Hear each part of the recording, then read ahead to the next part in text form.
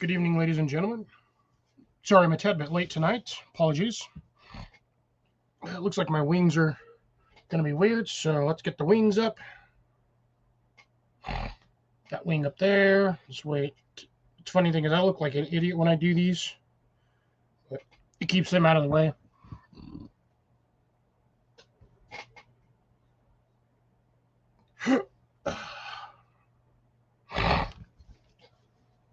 All right, let's see what we got here. Let's go find myself on YouTube. I might start off early with the beverages.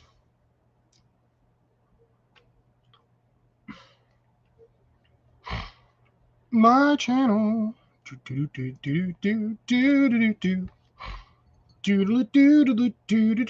Wow, there we go. Nope. YouTube has not caught up yet with mine. All right, let's try it again. Ooh, still. Gotta switch to the live feed. There we go. Found myself. Mute myself. Thumbs up myself.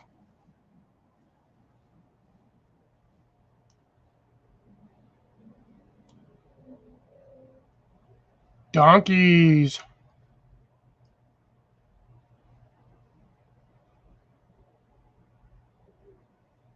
All right, not much feedback there. Damn. And greetings and salutations. I know not who is here, but you know what? That's probably me, sadly to say. And there's Daniel and Tiffany. Good evening. At the moment, you and me are the chat. Nobody else is here. I apologize for going a little late. I got sidetracked with some stuff around the house and forgot what time it was.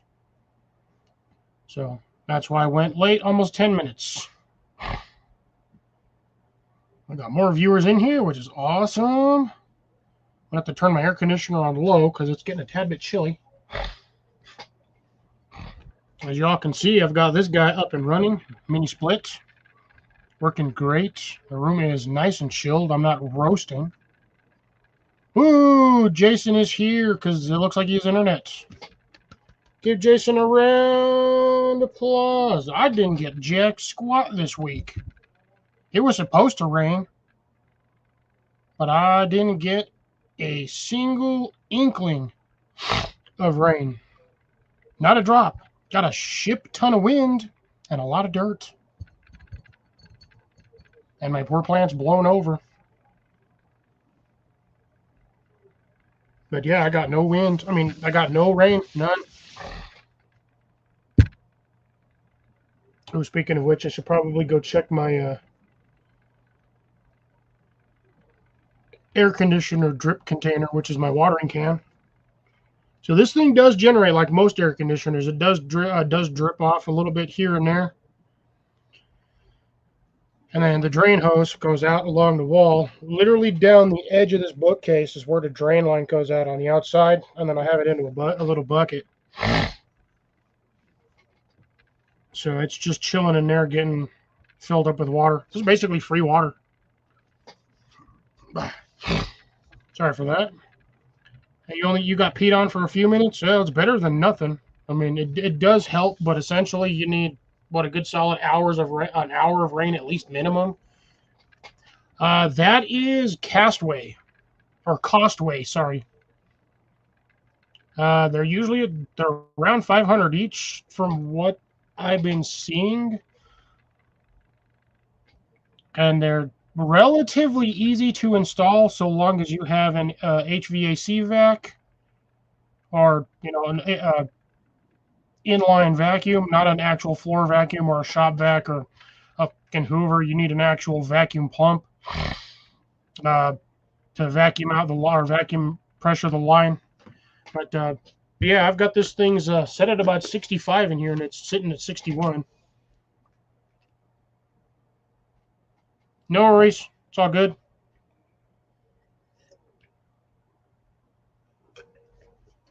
Jason will return. He went to go get some coffee. But yeah, this one is 9,000 BTU. And yeah, dude, I've been comfortable What up, Dano? Long time no see. Welcome back, Jason. Damn, Colin, have you at least taken yourself to the doctors to get checked out and make sure you ain't got goddamn flu or something? It's a cheaper brand, but it works fairly well. My sister's got like 5 of these units in her house, and they work perfectly fine.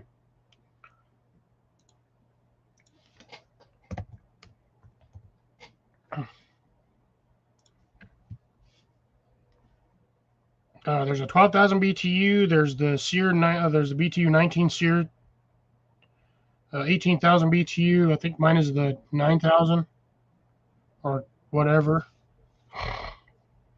Actually, I think mine's the 1,200 B or 12,000 BTUs. It's only like $520. That's not even mine. I have the ductless mini split, which is technically not ductless because wherever you're at, you do have to drill at least a 2-inch hole for your gas lines, your in, your out, and your water and your electric. Yeah, there we go. I've got there's my 9,000. $513.99 for the 9,019 CO2 115 volt. And again, these are super easy to set up if you're not drilling through concrete.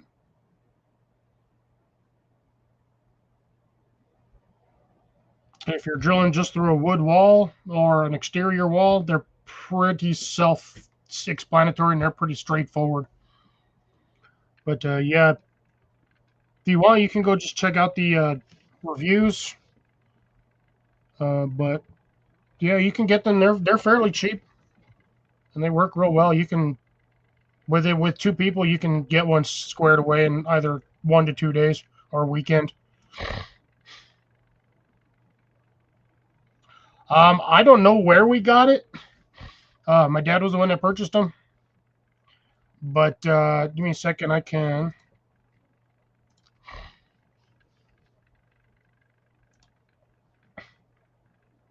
Where did I find mine? I think you just order them off of Costway. I think it was an Amazon purchase. Although you can straight get it from I don't know what the hell that just said. I'm over here trying to copy this thing.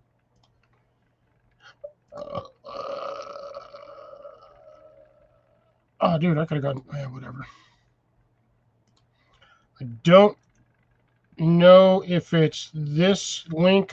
Let me know if that link works, Jason.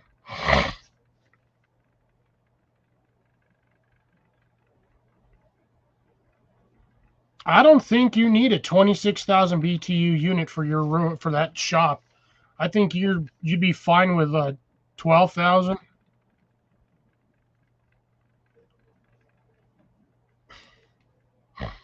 But you can probably find it on Amazon.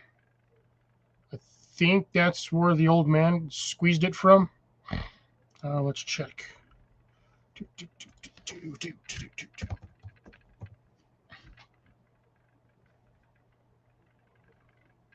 Ooh, Costway also makes an ice maker. So 12,000 BTU is 560. They say sponsored, but ooh, I can run this. I think I can run this thing on my damn phone. Yeah, there's a 12,000 mini split heater air conditioner AC unit for $559. Free delivery if you order it between next week and the 21st. So basically next Monday. Or actually, it says free delivery August 19th through the 21st. Yeah, you can find these on Amazon as well. There's a 18K dual 2-zone, but that comes with 2 units. For that one's $1,500.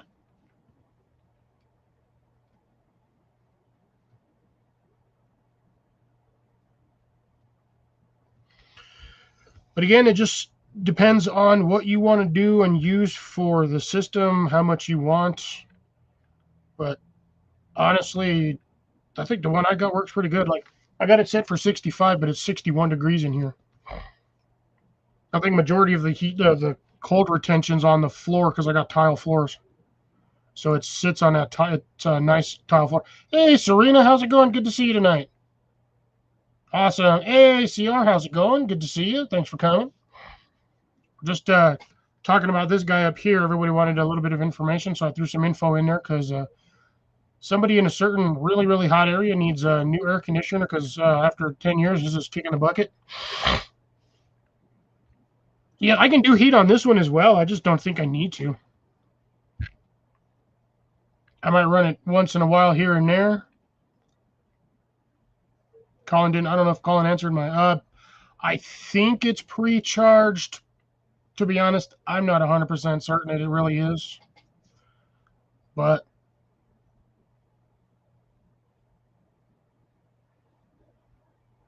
I mean, you can. Oh, gotcha there, Colin. I missed that one. I missed that comment. Gotcha, gotcha. But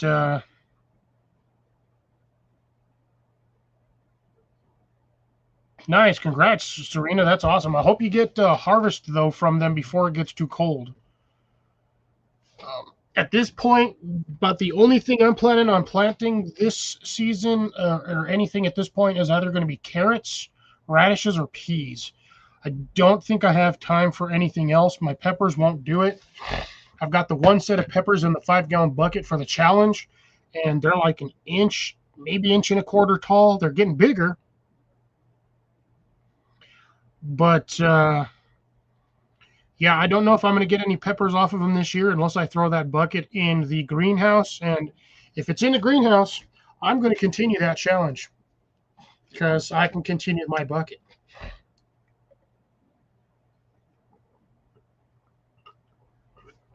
Crowder peas. I don't know Crowder peas. Yeah, I still got to plant all of my peas that I have chilling in here. These are seed saved peas that I harvested from last season. I just have them chilling in there, but I have like 2 or 3 packets apiece. I am just going to load up my container. Yeah, your pepper plant looking good, finally. But yeah, by the way, that one with the little verticals that's popping up straight, those little light green ones, that's 100% a Tabasco pepper.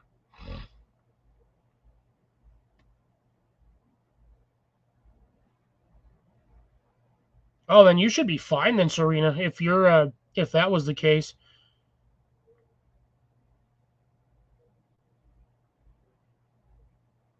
Okay.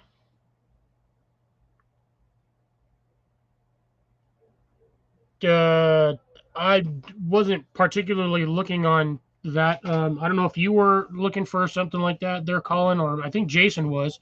I think Jason wants to grow the pawpaw fruits. Me, I've got no need for them. I don't really eat them. But yeah, if you've got the information for Jason, he'll take it. I'm pretty sure.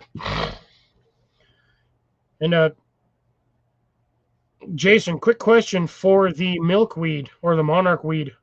Do you want the whole seed pod or do you want the seeds once they've popped out of the seed pod? Because I think they'll be lighter out of the pod, or do you want the pod to keep them fresh?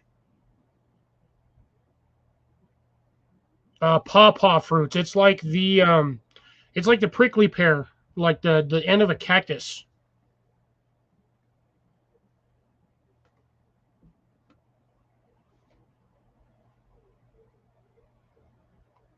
It don't matter what's going to be cheaper. I'm going to have to send everything in a box anyway.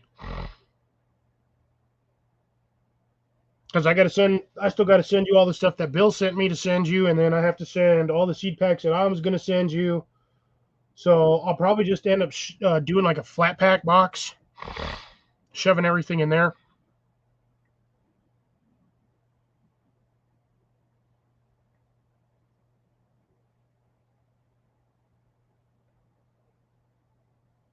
Yeah, because I mean, once those things open up within like one day, they are completely empty and seeds are everywhere.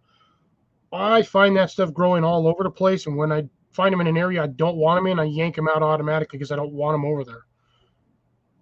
And I yank them out when they're young, so they don't have time to set down root.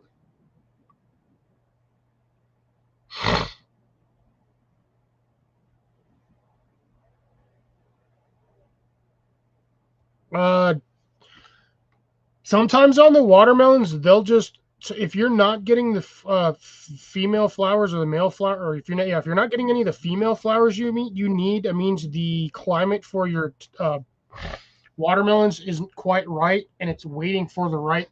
It's either waiting for the right temperature or the right moisture level.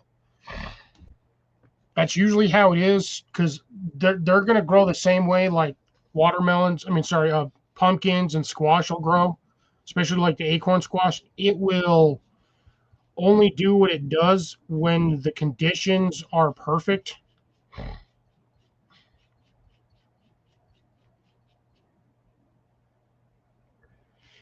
CR, what are you going on about?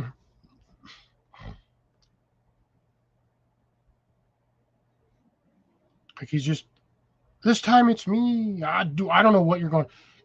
It, oh, if I'm having an issue with audio and video, I don't know what's going on.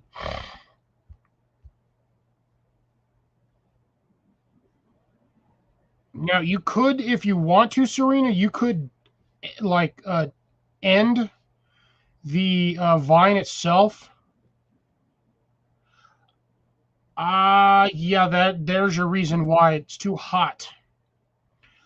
Um, if you have shade cloth or some way of providing shade for your watermelon plants, I mean, yeah, watermelons, do that. I didn't even hear my phone buzz, and I'm sitting literally right here.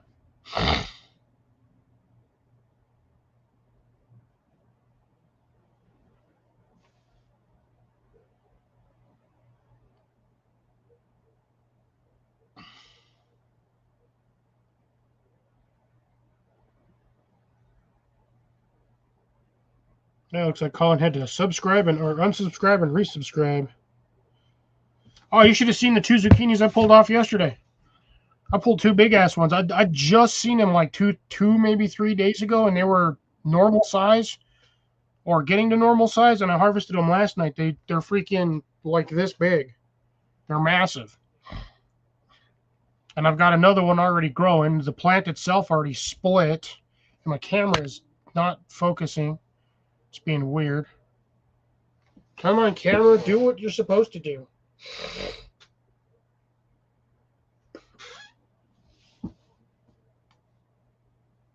They might need more shade or more water.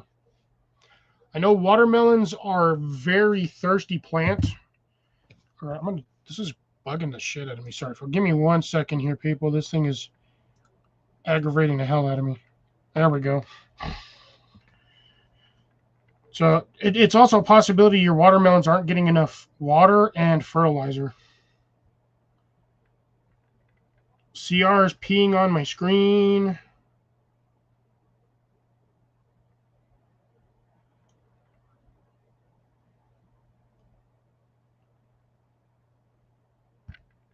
I can't see. Oh, dang, your peas are going fantastic. Bro, I wish mine were doing that. Although then again, I also haven't planted mine. Man, those are doing good, CR. Those are doing really good.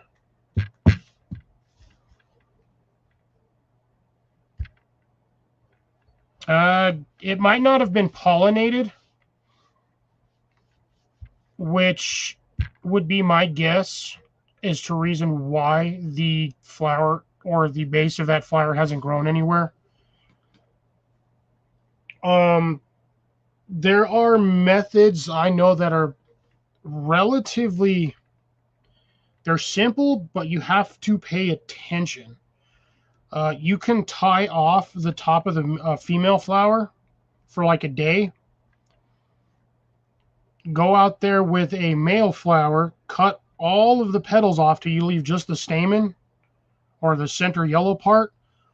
Undo your female flower and pollinate. You can hand pollinate it that way. I'm pretty sure you know how to do that or have at least heard of the method.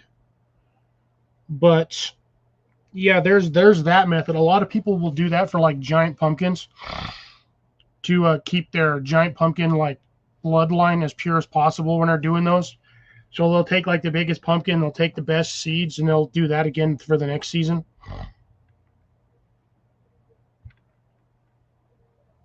Yeah, it's most likely because they're not getting enough water and it's just too hot.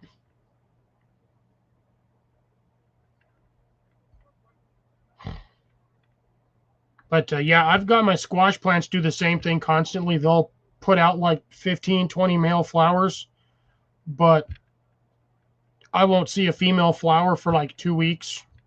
And then I'll see like one or two. Then those usually die off all quick. And then I'll usually get one good solid one here and then a couple more fall off. And then you get a good solid one. It just takes a while for the plant to establish itself sometimes.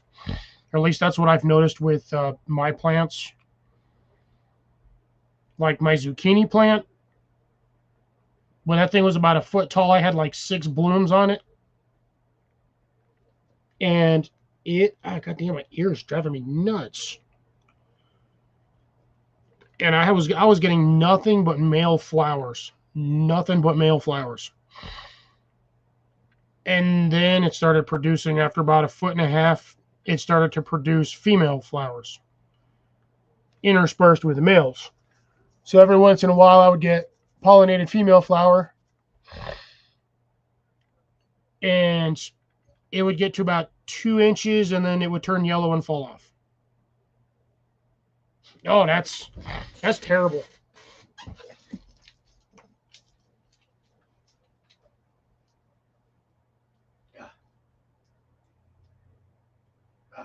It's a good thing I got Q-tips. I don't know what.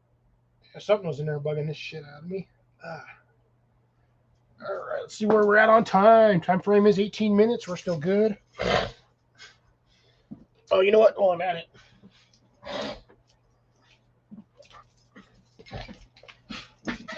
All right. Let's.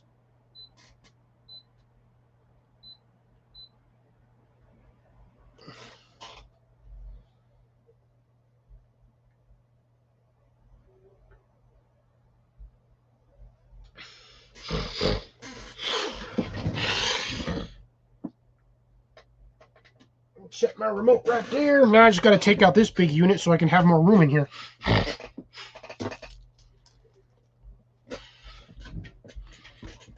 Just so. No worries, Colin. It's all good.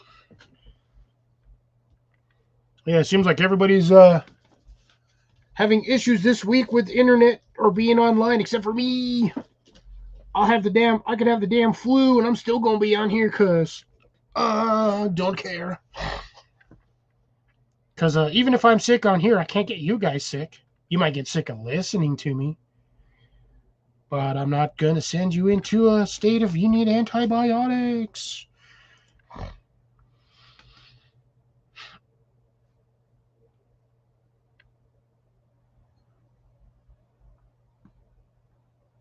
Going the insert for the 10 by 10 Easy Up is still $189.99 or $198. Looks like it's going out of stock. But they're not selling the... I have to find the shade side separately. So I might just get rid of that entirely and just buy what I have in my thing over here for Amazon. Really like that knife.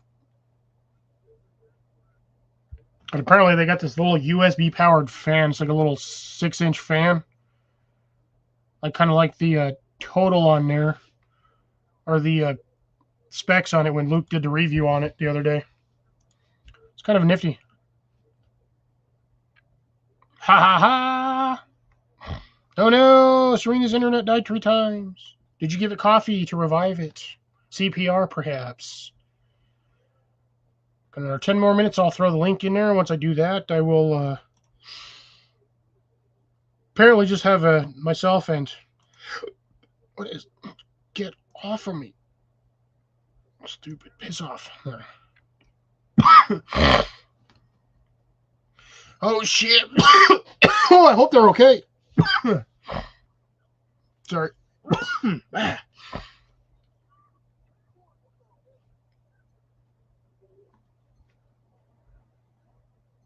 Now I'm seeing sideways. Ooh. I hope Jesse and Lisa are okay. I hope they are fine.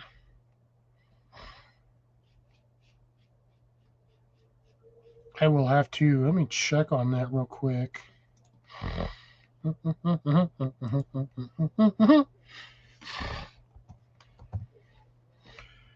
Da-da-da-da-da.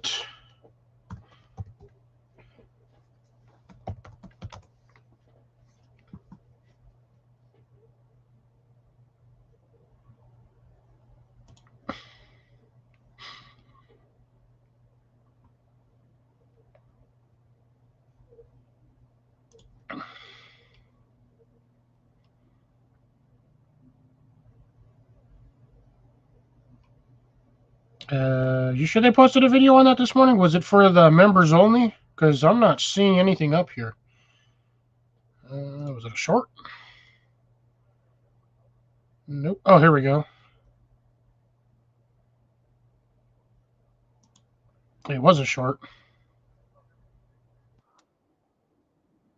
Or maybe not.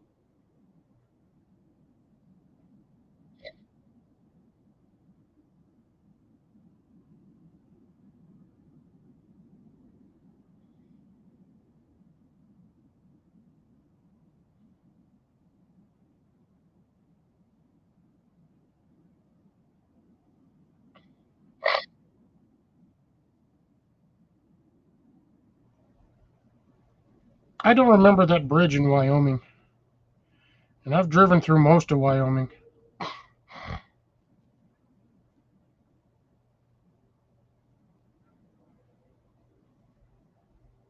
No, that's not the Golden Gate either. The freaking cup smells like burning wood for someone.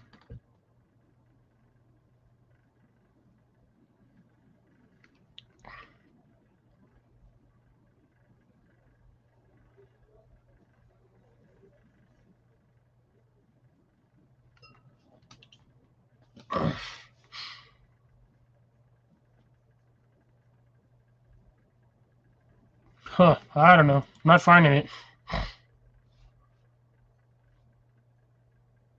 Nice.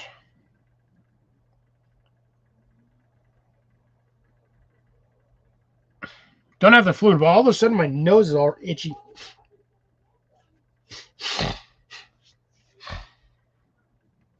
No, and for those of you who are here, last week, Wednesday, as I felt like doing it, I registered my property as a animal butterfly bird sanctuary thingy, certificate or certified and everything. I even have my numbers in my email, but I'm just waiting for my certificate and my placard to come in so I can hang them on my fence. But yeah, as of essentially 2 weeks, as essentially about a week ago, Wednesday before last, I registered for that. So that was fun. Now, at any time I can go back to the website and actually update my signage. So right now I just got the small metal plaque, but I can go and get a full size like biopark sign.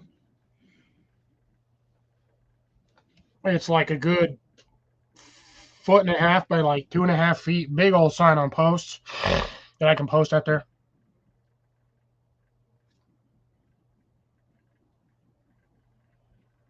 Just like I said, I'm just waiting for my certificate to come on and show up. I did look through my emails. It did say, folks, that it would be roughly 2 to 4 weeks. So there's a possibility I'll get the placard next week or the week after. Who knows? The certification paperwork and the plaque will come separately. So we'll see. Might get the plaque first. Might get the certification. Certification. That word is like bugging me right now. I keep saying it weird, but I'll see when I get them. I will do a video on it when I do get it because I thought it would be nice. For those of you who have any sort of pollinators, bugs, anything like that, I hate to say it, but even caterpillars qualify under the protection. Although I get rid of most of the smaller ones. Certain ones I will leave, but the hornworms, those got to go because those things are devastating. Uh, Everything else, I try to leave. The squirrels are a pest. They eat my plants. Technically, I should leave them alone because of habitat, but they are a nuisance, so they got to go. And it's not like the society for doing that, that's registered under that. It's not like they're just going to pop over and check on my yard and be like, oh, what are you doing over here? So have that, but yeah, I'm going to do it again for a different company. There's another group that does that around here, and when you register, they send you a 50 or a 55-gallon water container.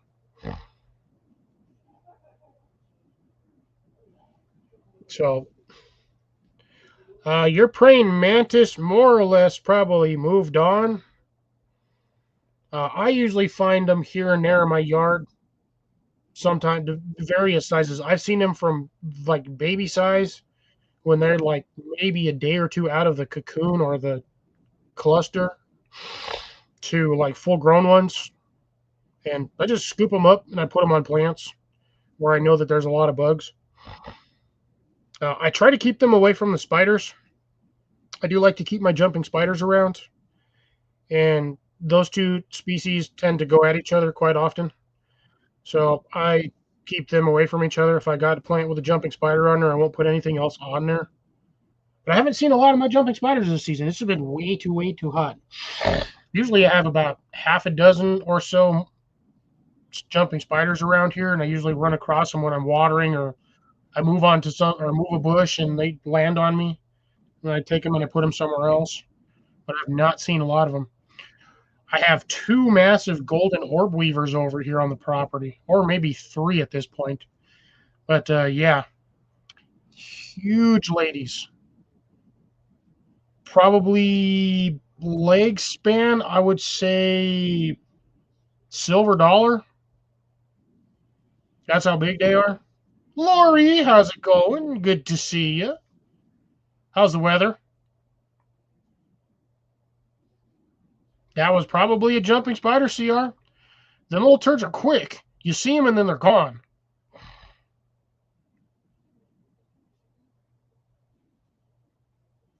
Ah, you got, man, I've got hot weather over here. I wish I had a little bit of rain. It would be nice.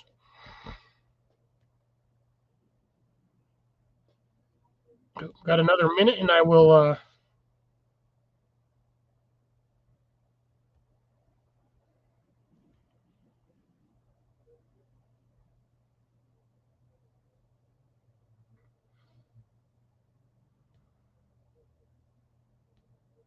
I'm assuming that's a pouch reference since kangaroos have pouches.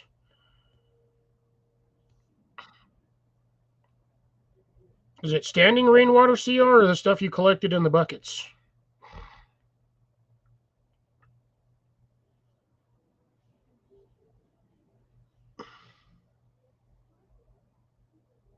Ooh, watermelons. I'm assuming they were the seedless watermelons. Oh, jumping joke. Okay, that makes more sense now. I wasn't quite sure how to construe the information on that because I know elephants are big and kangaroos have pouches. So I that's where I thought you were going with it was giant elephant kangaroo pouches, which would have been hilarious because then you would have baby elephants in like a pouch sticking their trunks out, which I don't know if that'd be weird or disturbing. Probably a little bit of both.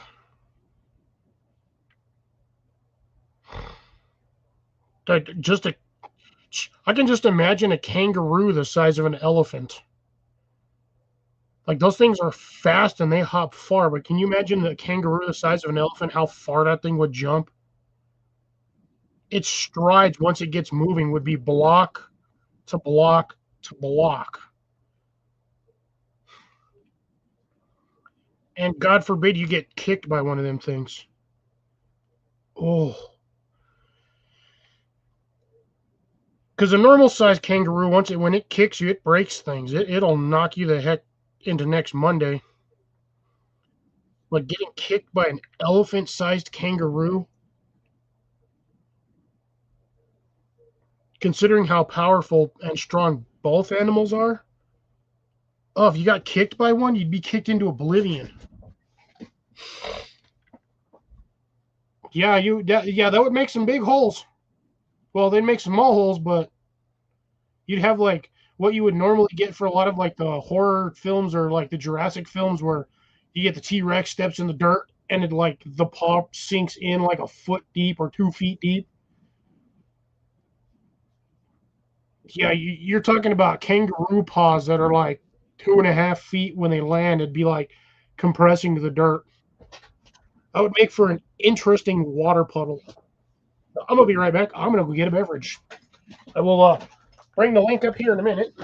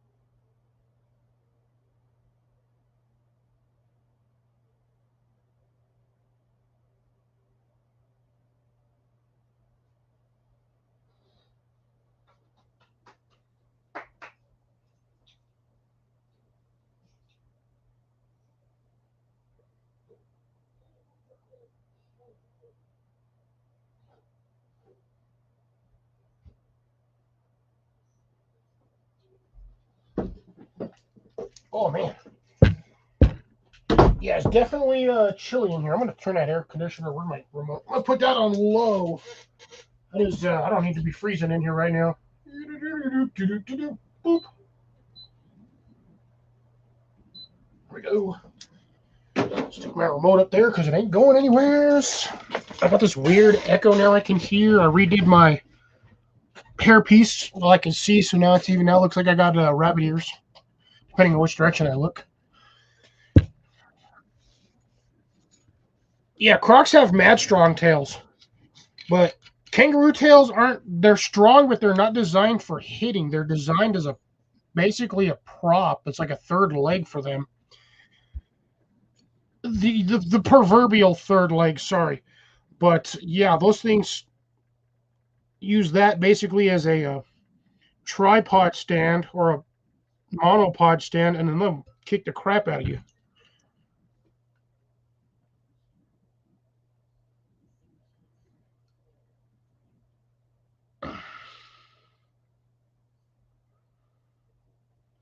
Oh, demo. Well, that's I wasn't expecting that. Now I'm going to be able to cut diamonds.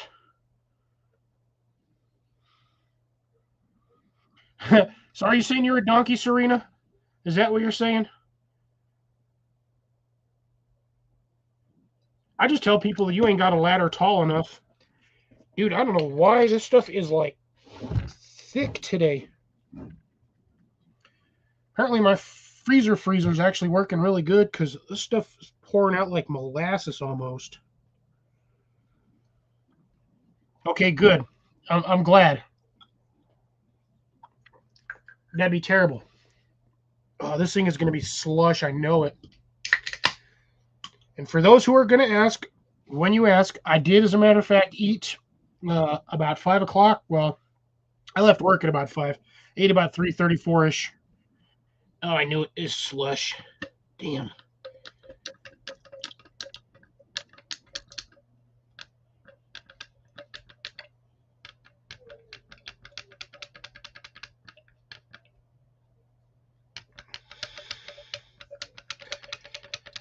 Yeah, this is going to be a pain to pour out. By the way, while I'm doing this, I'm going to wrong button. I always forget what button it is on here every time. You'd think I'd learn by now after like 3 years of doing this.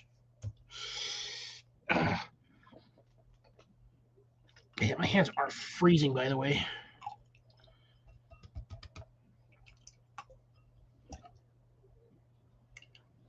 It is like coming out in chunks.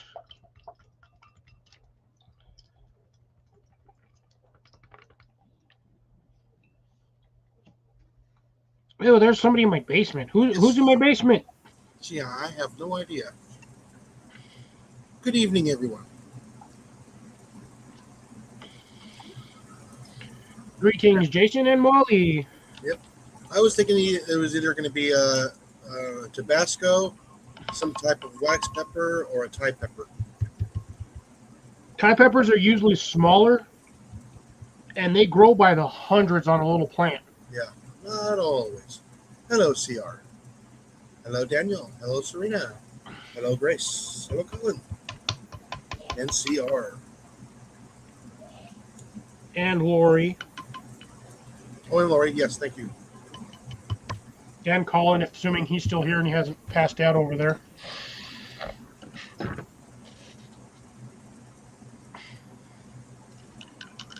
Because I'm assuming Colin did not go live on Tuesday.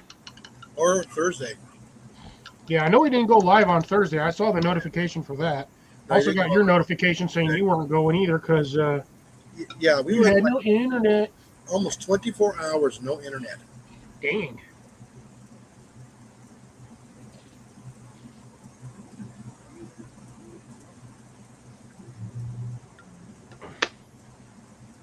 Oh, I missed. I tried to stab it, I missed.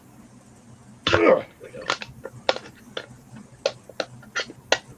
Bad when I gotta cut the top of my can off just to get the rest of my dang stuff out. Yeah, I need to start preparing this upcoming weekend. Say what?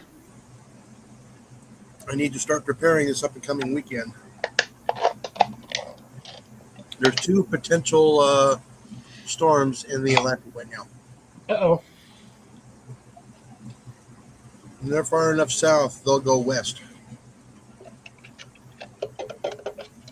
Well, if they're going west, you ain't got to worry about it. Or do you? Yes, if they're heading west, you got to worry about it. Well, I never have to worry about it going west because I'm always going north to Alaska. Yeah. Something the Rush is on. I can't remember the exact lyrics or words for that because it's been a couple of years since I heard that song. So on Tuesday, I have to work on the generator. Which means Tuesday he might not be on the live stream. Assuming Colin's still even feeling good by Tuesday. I got no head on any of this. This stuff is freaking ice. Too cold? Dude, like, half that can was slush. And I put those in the freezer at like 5:30. Now, mind you, I did get them out of the refrigerators over at the store because they weren't selling the cans in the boxes for some reason. And I had to pay $3.30 for each one of these damn Red Bulls. I was mad. Yeah. Yes, Serena, you are correct. There is one right off the coast of Hawaii. I'm talking off the coast of North America, South America, and towards Africa.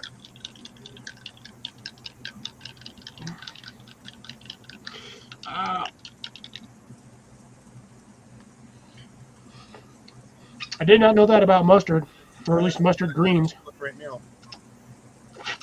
Are you talking about mustard greens or actual mustard? Like yellow mustard? Ooh, they took them off. That's good. They took it off. Curious on Serena's comment there. Well, I know they're in Hawaii, that's for sure.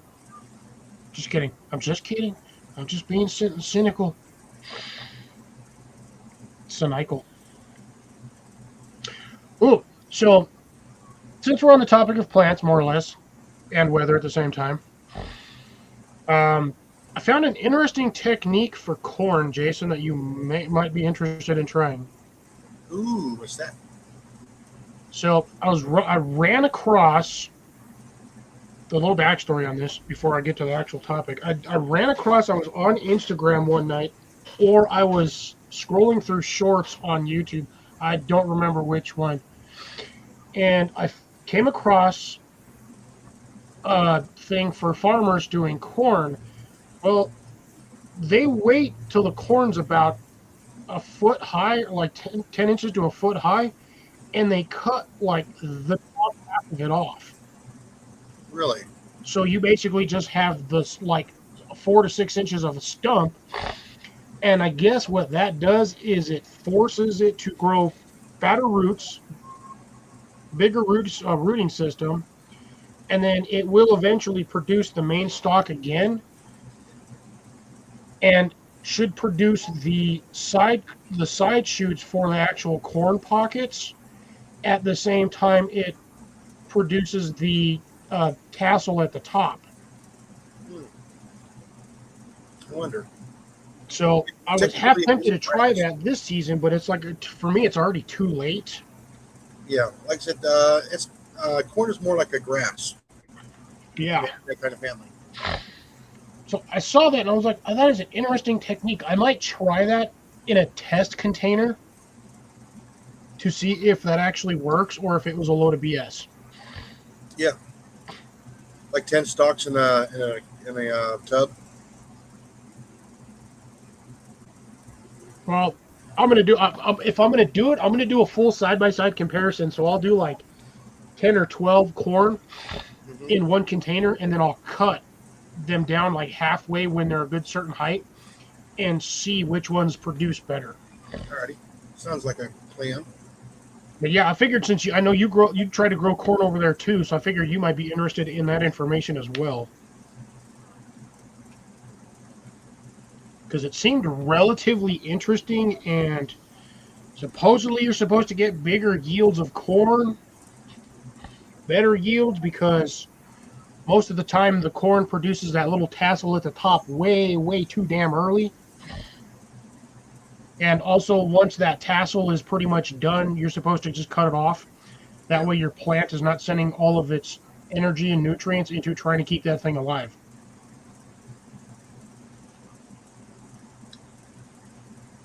Popcorn. Popcorn. Okay, so the actual mustard plant. See, I was wondering if it was the mustard plant or actual mustard, like French's yellow mustard. I forgot to put out that short today. Doggone it. We'll have to do that tomorrow morning. Yeah, I don't think my potatoes did anything, by the way, Jason. No, I got none. I pulled out one of the plants and then I went to go dig in the dirt to see if I got anything. And yeah, I had a finger full of mushy potato. I didn't even have the much potato. Ugh. Yeah, I think Todd might have been the only one that was successful on growing potatoes. Yeah, I know. I think I'm the only one that got peppers. Uh, my bell peppers and my hot peppers didn't do anything, but my Thai peppers are still going. Ah, Now, the only problem is those things, I started those so freaking late that I don't know if I'm going to actually get any yield off of them before this challenge is over. oh yeah, mine are just going hardcore right now. Yeah, I saw yours are going nuts. And I'm really hoping, I'm really looking forward to seeing how many tapines you get off of that plant this year. Oh yeah, me too. I mean, there's blooms all over the place on it. Yeah, well, yeah, there was a couple of it are already starting to turn round. Oh yeah, You were going through that, I was like, ooh, he's gonna have a good yield, hopefully. and what's nice about those is when they're actually producing, they produce all summer long. Yeah. Oh, you just pull them off and they just keep going.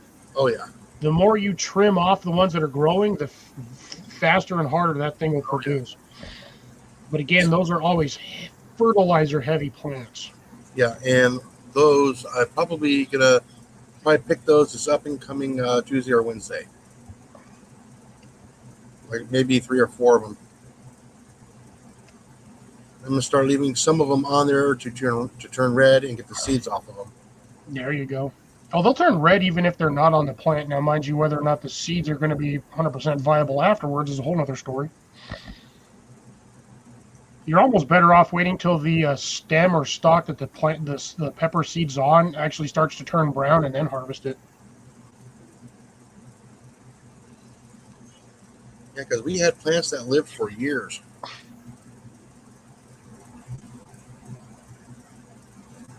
Yeah, they usually can. Those pepper plants can run up to like 12 years. In 12 to 20 years. Yeah. Oh, yeah. Through the right conditions. If you have them maintained, Mhm. pot big enough fertilizers, whatever, yeah, those things, you can keep those plants alive almost indefinitely. It's like a tree. Which speaking of which, I think my $18 stick is dying. Uh, yeah, like I Like, said, I don't know what happened. I looked at the base of it yesterday, and like the bottom inch of bark was like all brown and rotted. Like it almost looked like dried, crusty cinnamon. yeah, because remember those trash cans, in the parks that are concrete? Yeah. We had soil packed in one of those, and we had a chili tapine pepper in one of those. And we had it in there for like 6, 7 years. Inside the trash can. Yeah, in the concrete thing, the concrete holder that holds the trash can.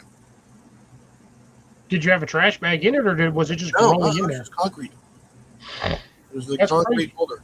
The ones that have the aggregated rocks on it and it's made out Yeah. of concrete. Yeah, we had that in there for like what, 5, 6, maybe even 7 years. And then we come back into work on a Monday, and it was crispied. We found out the custodians watered it after they mopped the floor. Oh. Sterilized every bit of that soil. Yeah, yeah, they neutralize that shit.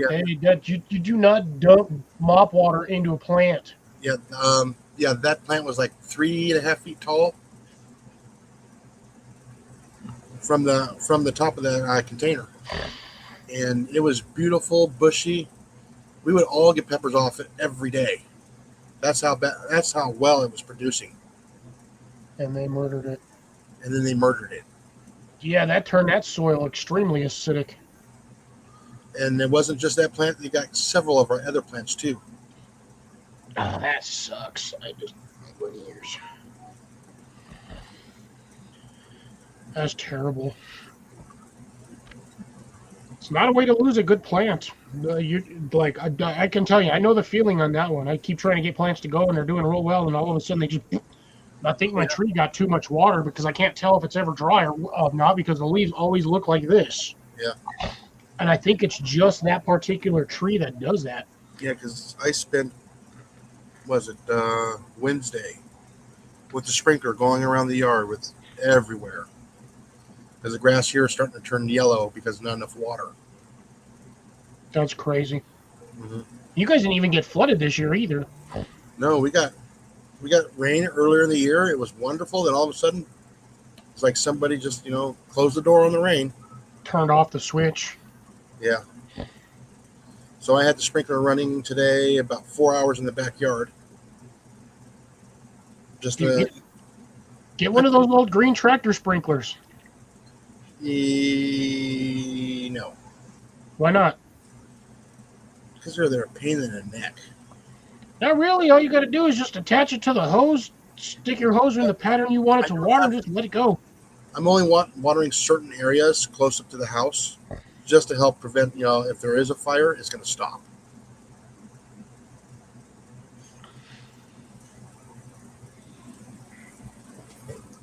But yeah, like I said, the peach tree was looking a little sad. It was kind of wilting, a little droopy. So I left the sprinkler out there for like 4 hours. Whew. It's That's a lot of water. and and it's just one impact sprinkler, but it's watering a very large area. Okay. So I might have gotten maybe an inch and a half of water, maybe an inch. I mean, it's a small sprinkler, but it'll spit out 20 feet. Yeah, yeah, I know which ones you're talking about. No, I prefer the oscillating ones that do the arc. Yeah, Those guys tend to water a fairly large section, and they get it very well. yeah. But I got so much stuff in the way. Um, it's hard to get that little tractor sprinkler going. Yeah, because those things usually have the sprayer on there is usually like a foot and a half wide, which is Hmm. insane. You can get the smaller ones, but those things take forever to move around that hose. Oh yeah. Also depends on how long your cable and your hose is, and it'll go to a certain point where the hose is too heavy. and it'll just dig into your grass. That's why you got to use the. You can't use the heavy duty industrial hoses. You've got to use the like cheap Walmart hoses, Yeah, I know. which sucks because usually they get about 1 to 3 seasons out of each one of them hoses, and then you got to buy a new one. And the water pressure here, they'll burst. That's why you don't crank it up all the way. Yeah, and I didn't have it on full blast too. I just barely had it on, just enough to get it to activate. There you go. I'm kind of a fan of the sprinkler style ones. You stick it in the ground and then it has that like little metal fan on the top.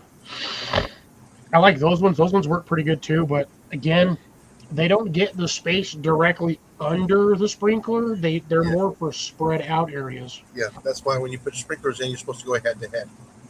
Yeah. But yeah, with the impacts, I've always liked the impacts. I don't know why. I've always liked them. They do the best job watering. I think it's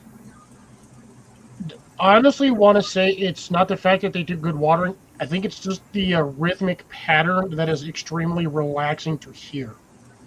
And it is. And again, it gets it wet right there at the sprinkler and all the way out to where it goes. You get the motorized sprinklers, you end up getting like the donut effect, is what we call it. Yeah. Gets out to like 3-4 feet, but misses the like 2 or 3 feet in Yeah, between. this is a circle like 3 feet in diameter, maybe a little bit more, depending on the sprinkler. See, that's why I always use those oscillating arc, the rainbow sprinklers, because it didn't matter where that thing sat. You got however wide that water base was, those like last 2 holes, wherever that was at, you watered that whole section. Leave it on for an hour, your grass is like soaked, and all you got to do is move it over 4 or 5 feet, and then do it again. Yeah, because if I turn the water on full blast, it starts to mist, and I don't want misting. Then I'm just losing water to evaporation. Yep. So I have to get it just right.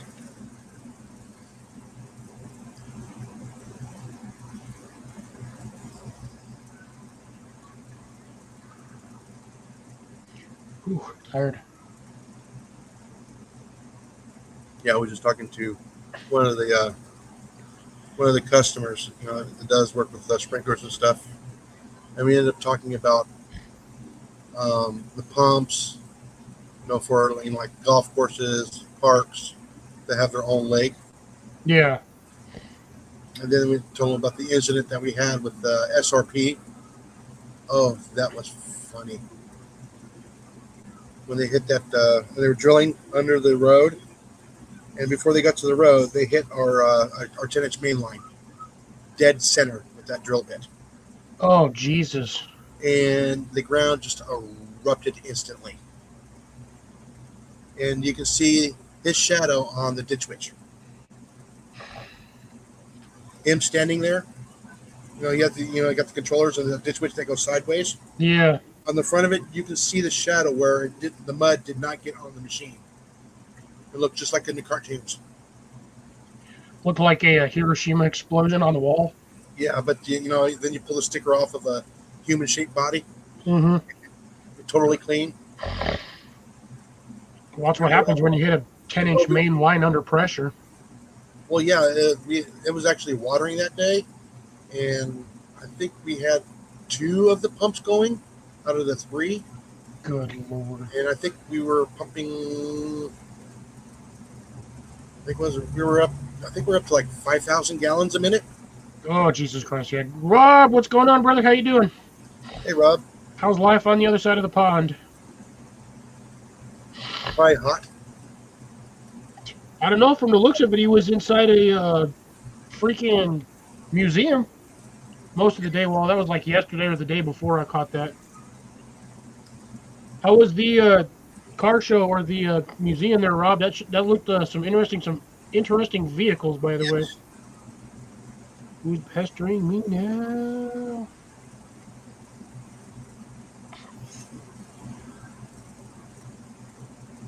Good Lord, man. Everybody's liking that comment. Good Lord. I was just being funny.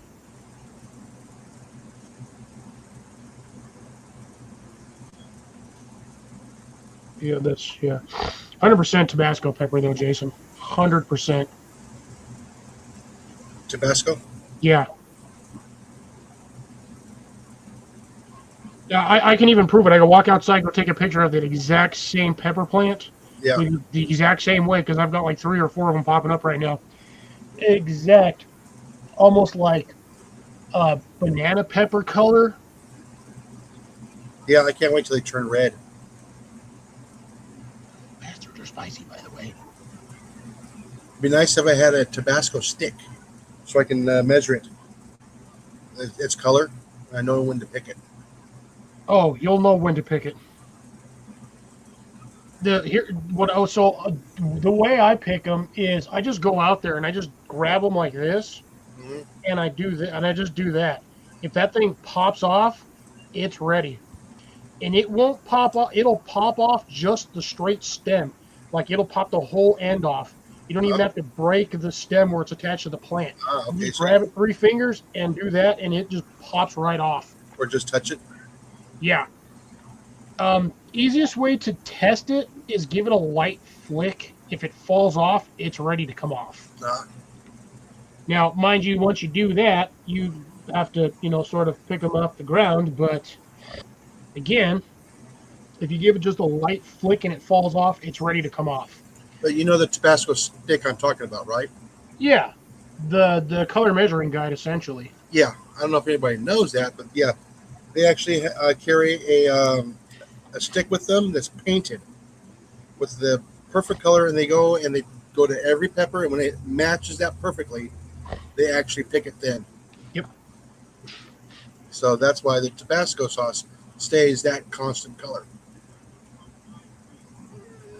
And I think Tabasco sauce has the red dye number 40 in it as well. But that could just be me. I mean, it's not too far of a drive for me to go. It'd be like what, a 3 hour drive for me? So a short drive. Yeah, to go to the Tabasco pepper factory. Because again, here in Texas, 3 hours is a short drive. Yeah, well, no, the Tabasco's in Louisiana. Yeah, but that's still only a short. For you, again, you're in Texas. 3 hours is a short drive. Yes. 3 hours anywhere else is a day trip because that's 3 hours there and 3 hours back. 6 hours in Texas, and you're still in goddamn Texas. Unless you're close to the state border like I am. Well, that also depends on which direction you're going. Yeah, if I'm going east, yeah, I'll be in Louisiana in 30 minutes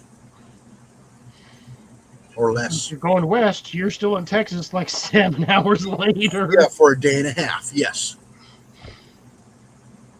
Like I can only imagine how bad it would be to actually go to Louisiana from the tip of Texas.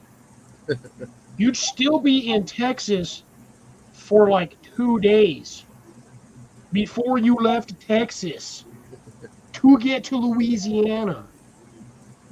Yeah, like I said, it's what, over 800 miles east to west. Yeah, north to south has got to be way more than that because you got. Well, I don't know. It's probably about the same distance, but Yeah, again, that north to south depends is on where like the hell you're going. 880. It's 880 miles,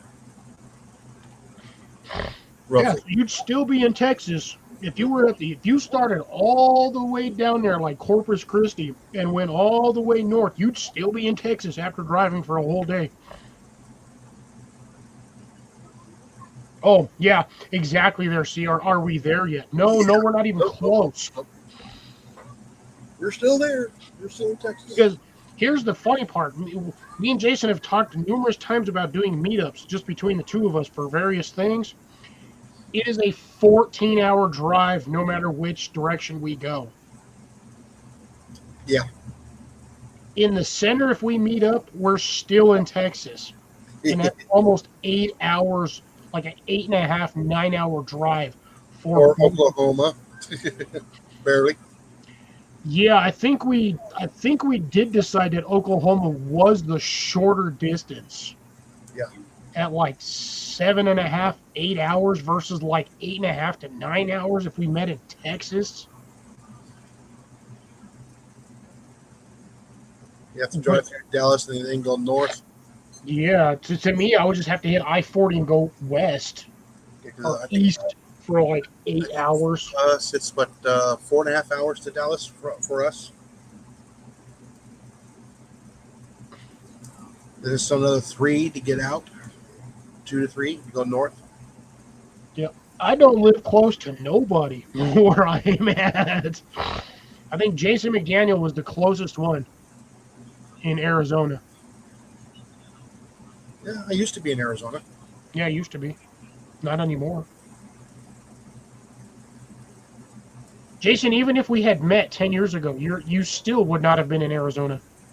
Yeah, I would have been in Arizona then. I've only been here for it'll be 8 years. There's something coming February, March. No, April. Maybe, yeah, you would have looked at that. Would have been a very slim chance of meeting, though. But Oh yeah, no, we would have probably I met in like Greer or White River. no, we'd have probably randomly met in like Chandler or Phoenix. Let me see. Because for me, Phoenix is only like 6 hours away. Yeah, And you were in Chandler, so that would have been what, 2.5, 3 hour drive? it's not too far. Once we got north of Phoenix, then we're like 90 minutes to Prescott. Let's see. Yeah, when you get, you end up there in Pine Top, Lakeside, um, Eager, Greer area, White River. Actually, would have thought what if scenarios, had we met back then, honestly, would have probably been faster to meet up in Las Vegas. No, too hot. Too hot, yes. Yeah, Sounds like the guy who lived in Phoenix. God damn, it's too hot to go to Las Vegas. too hot in Phoenix. Yeah. Yeah, in Yeah, the summertime, in the dead middle of June and July, like, yeah, it's hotter than ass up yeah, there. yeah. No, like I said, when you head up to, like the Greer, Eager, Pine Top, White River, it's at 6,000 feet elevation, That's it. and it'll be like 110 in Phoenix. It'll be like 75, 80 degrees there. I mean, you're saying 6,000 feet. I'm like, so we're going up a hill. Oh yeah, Remember, I lived in Denver, the freaking 14,000-foot mountain. All I'm sitting there like, you get to the top of that.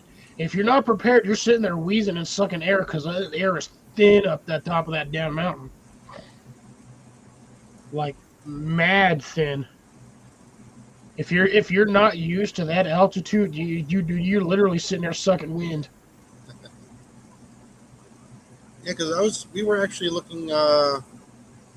We were thought about looking at property up in the mountains there in Arizona. Again or recently? But we were when we were living there. Oh, okay, got you. Before you moved down here. Yeah, before I moved here. Yeah. Yeah, we were looking at a place called Young, Arizona, and we were finding property up there that was actually reasonable. Why didn't you go for it? No, I kind of like it right here. I don't know. Are you sure about that? Considering you're in a floodplain. I can hunt right outside the door here, and it's legal. There, I cannot. Well, there's a lot of stuff that's legal and illegal in Texas, but yeah. Yes. Oh God, what was it? I just ran across a thing today. There's a truck stop in Texas, and the police over there literally recommend that if you're at that truck stop or in that town, you have to have a gun, because if somebody tries to break, the cop said, if somebody tries to break into the back of your truck, shoot them. Oh yeah. He says, he didn't say unalive them, he just said shoot them, because in that county or region, your truck is an extension of your house because you are living in it, and the property in the back is considered an extension of your house. So they are essentially breaking and entering into your house. You have a legal right to shoot them. Unfortunately, most of the trucking companies require you to be weaponless. Yeah, well, what the trucking company doesn't know can't get you fired. Yeah, they're not out there with their life on the line. Yeah, that's exactly what it is. They're not trying to get hijacked at, semi-automatic point. No, I did not know Baker's Creek was even doing a seed festival next month. This is the first I've heard about it, Serena. If I could, I would, but unfortunately, as a blue collar worker, I can't afford to take time off work. If I'm not working, I'm not making money. If I'm on vacation, I'm spending money Now, that I'm not making. where is Baker Creek? I know a lot of places called Baker. No, it's the. I think she's talking about the Baker Creek Seed Company, and I Oh, believe they are out of Idaho. I want to say, shit, where's Baker Creek for me? They do Missouri. a Okay. lot of stuff. Baker, Missouri. Okay. Yeah, because I know there's a Baker, Ohio, because Baker Air Guns is there. Oh, Ginny just had to resub. Yeah, Colin did the same thing on. I got the notification for that one. It said, yeah, so like Colin subscribed to your. It was like Colin Kincaid subscribed to your channel. I was like, what? I thought I was already subscribed. Sometimes it happens, Daniel. YouTube likes to be weird every once in a while, so sometimes you have to unsubscribe, resubscribe, hit the notification, go through settings, make sure all your stuff is Yeah. squared away. Goddamn, no, Missouri is way too far for me to go. I live in freaking New Mexico, man. That's like 4 states away. You mean Missouri? Yeah. That is a long ways away for me to go. It would cost more money to freaking fly over there and hotel than I make in 2 weeks. That would essentially be like a month and a half worth of pay just to get out there. Yeah, like I said, somebody else and myself would jump at the chance for another YouTuber if we got invited. We would go. I see the problem is all the YouTubers that we know are all on your side of the country. Nobody's on my side. Nobody. The Uh, only one on my side would be CR, and his ass is like 5 states north. Plus, Yeah, 5 states and probably half a continent or a half of Providence. province. There you go. Well, oh, Daniel's in there. I thought you were in. No, he's in G, Arizona. I thought he was. For some reason, I thought he was on the west end. He is on the west side, northwest I side meant of the Phoenix. east side. Oh, it's because I'm thinking about the. I was thinking about the other thing in. Yeah. We're not going to go into that one, but yeah.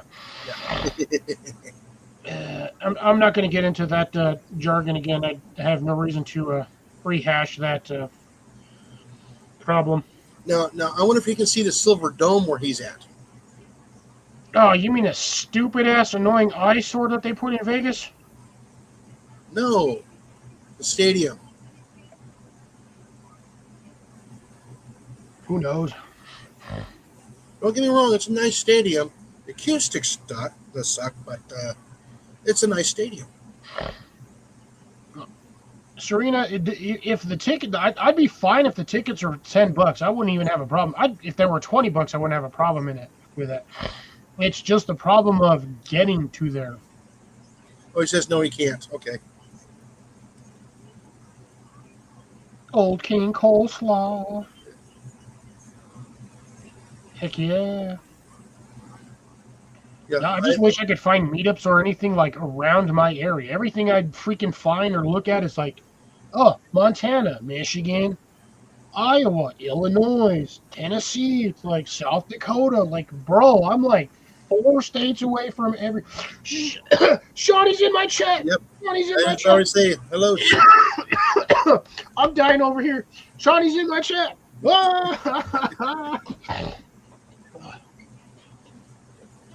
Yeah, like I said, I haven't seen Bill in a while, so I keep tagging him in the 5-gallon bucket challenge, but I I don't get no do response too. from him. Yeah. I think he might be busy. But no. I got to be excited. It's rare when you pop into my chats there, or my lives there, Shawnee. It's also a pleasure. He's rarely in my comment section, but I Yeah, always I see him know. in your lives. We see him every once in a while, but then Shawnee goes live sometimes the same time as we do. So I When think he goes Sharon, over there. Yeah. we see Bill when Sharon allows him to get out of the cage. Chicken, Shawnee, please tell me you're at least doing that behind closed doors, so they're not embarrassed.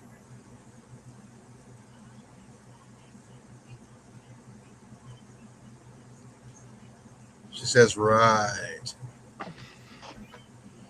She's just hungry. I don't think she got what I was going for. Chicken strips, for about $3.99. Throw a few dollars their way. A little spicy. There she goes, hardy har har.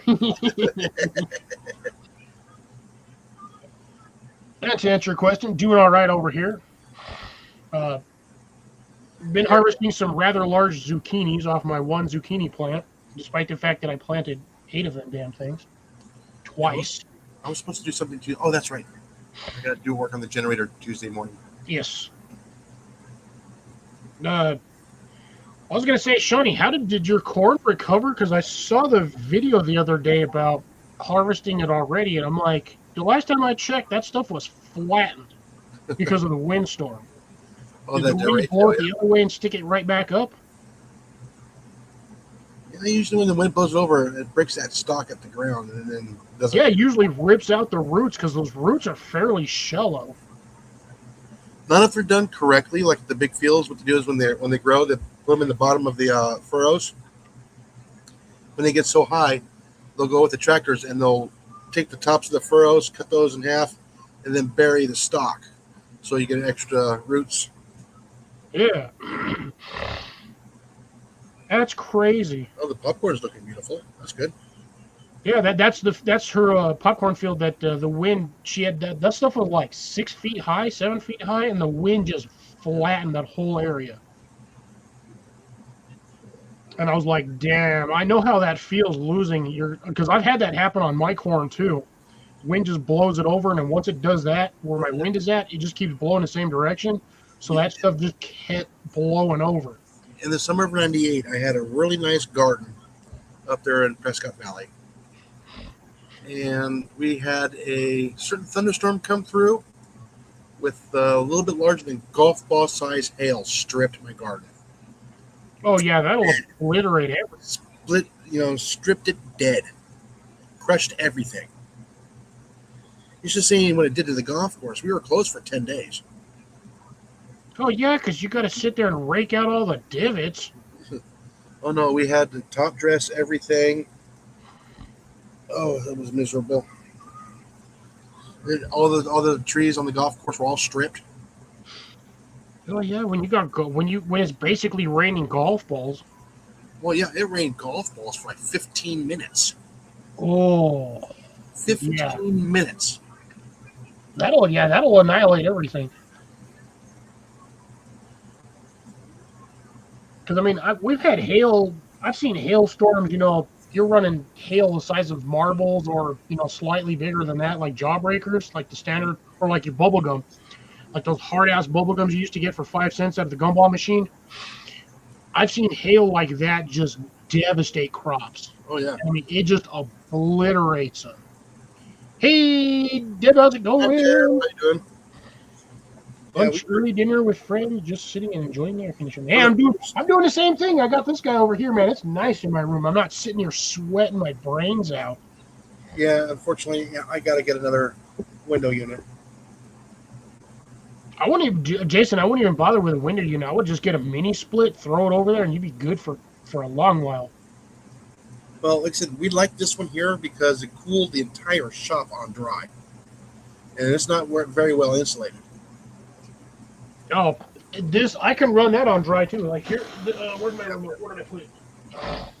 So let me go big screen real quick just to Oh yeah, solo. But yeah, there's the yeah. so there's the control unit. So I've Yeah. got all of that stuff on there. Tilt your camera up so we can see it behind you. Pew. There it is. That's the whole unit right there. It's literally in between. There's a beam right there, and there's a beam right there. It's hard to see that beam just because of the lighting, but there is a beam right there. I wouldn't mind doing that for my bedroom. Yeah, that's what I got it in here. It's a 9,000 BTU unit, but yeah, that's the control unit for it. So there's everything you can see on there. You've got up and down swing, left and right swing. I don't know what the I feel is. I'd have to go through the manual or whatever this anti-F is, but you've got health eye clean, so I'm pretty sure it'll just run a cleaning cycle. Eco. Whatever shit that is. You have to read the instructions. Yeah, but I can, for the mode here, that's where it'll tell me, like up here, so auto, heat, dry, cool, whatever. I've got it on cool instead of auto, because I think if I run it on auto, that thing is just going to non-stop cycle on and off. Like I said, I'd like to get mine in at least 220. And that is the Castaway. Or Costway. That's the brand name of it. Fairly cheap, but from what I've seen around, it's a fairly good unit. Yeah, they're honestly they're not that expensive. This one was like maybe $550. But yeah, it keeps this room nice and cold, which is good because this guy shit the bed on me like the middle of summer, like right in the middle of June. That thing kicked the buckets. Yeah, well now you can get rid of that one there. You get an extra 3 square feet in your room. Yeah, well the thing is, I'm getting rid of this one, but me and the old man are going to fix this unit and my old unit. We're going to bleed it, put nipples on it, and repressurize these. Oh, just to see. Yeah, Mm-hmm. I think my compressor is going out in this one because I don't hear it kicking on. Yeah, that means you're running out of. You got a freon leak. Yeah. Pinhole somewhere. You can run a die through there to find out where the. Yeah, that's what I was thinking about. And then all you got to do is just solder the hole, and you're good to go. Oh, I know how to solder. Yeah. Now what I need to do is, this is what I'm going to learn HVAC on. Good way to do it. Yeah. Yeah. I mean, Shiny My Potatoes did not do anything. They were doing really good. They had the little potato flowers on there. The tops died. I pulled them off. I did one spot where I tested them because I put 3 potatoes in one bucket. I tested one section. I went to dig it out with my fingers, and I got nothing but a finger full of mushy, gross, rotted potato. And I was like, that is nasty. I got 0. I took my little shovel in there, and I scraped around in there, and I got nothing out. Oh, I know why. I know exactly why I didn't get any potatoes in that planter. I think it might have been too wet. No. Soil was too dense. Too dense? Way too dense. It's a possibility. Mine really wasn't that dense. I needed to put more potting soil in there and then more of the, what is that brown funky stuff that you'd normally use for seed starting? The what? It's like a lightweight brown material. Normally, when you get it wet, it expands to like 3 times its size. Oh. It's basically like seed starting material. Yeah. I always get them in the yellow bags. They come in. It's like the yellow and black bag. They're like $18 at Home Depot. Just like a polymers. No, it's similar in nature to like these guys. Okay. Oh, okay. The cotton core stuff, but it comes in a compressed 2 cubic foot bag for like $18. Yeah, like I said, my 2 tomatoes in my bucket are still alive. They're just not doing anything. It's the Pro Mix Premium Organic Mix 2 cubic foot compressed garden soil. These things here. I'll do this. So you guys know what the heck I'm talking about. In other words, you need something to heave the soil between wet and dry. These things. Okay. So these bags are normally like 18, 20 bucks. Sometimes you can find them for 15. They were 15 last year, but they went up in price. But yeah, this is basically like seed starting mix. Essentially, it's like compressed seed starting mix in a big ass block. You mix this with like 1 or 2 bags of potting mix, and you get some really loose, airy soil that holds a lot of water. And this is what I add when I'm mixing my garden soil in the mixer. I usually try to add about a quarter a bag to half a bag, depending on the mix I'm making. And I think because of the mixture that I had when I did the buckets, I did not have enough of this in there, so it was really dense soil. Like it just had too much dirt in it. Too much sand. I don't know. I would have. I could probably would have dumped a 5-gallon bucket's worth of sand in there, and I probably would have made it better. Yeah, like I said, my success this year is the peppers. Oh, 100% there, CR. That bucket challenge really was a challenge. Mm-hmm. I know Shawnee did she did her Chaos 5-gallon bucket where she just threw like a handful of just everything in there, and I think only like 4 or 5 seeds actually survived and grew. Yeah. Because everything just tried to keep over, and it's like you can only put so much in there before something takes out something else. Yeah, 86 degrees for a tomato is probably about the perfect temperature for it. It's not too hot, not too cold. But again, once you start getting at 85, 90 degrees, the flowers are not going to set. They might set if it's like in the overnight or something, but then the heat might kill them. See, Shawnee's still growing. She's still harvesting cucumbers and green beans. Oh, green beans are done in the plant and garden in a bucket. So basically, you have like 1 or 2 plants left going in that bucket of chaos seeds. The funny thing is, if you would have thrown 1 or 2 sunflower seeds in there, that'd be the only thing growing in that bucket right now. Oh yeah. It would have wiped out everything else. Every time I pull sunflowers out of the ground, I am baffled and shocked at how dense the root system is. How dense and fibrous those roots are, yes. Yeah, they are. I've tried growing other things next to, by, or around sunflowers. You cannot do it. You just can't. They choke out everything. Yeah, it reminds me of pulling oleanders out of the ground with the backhoe. It lifts up the front end. Oh, I've seen the biggest sunflower I pulled out of the ground. That stalk was 3.5 to, I think it was almost 4 inches straight across.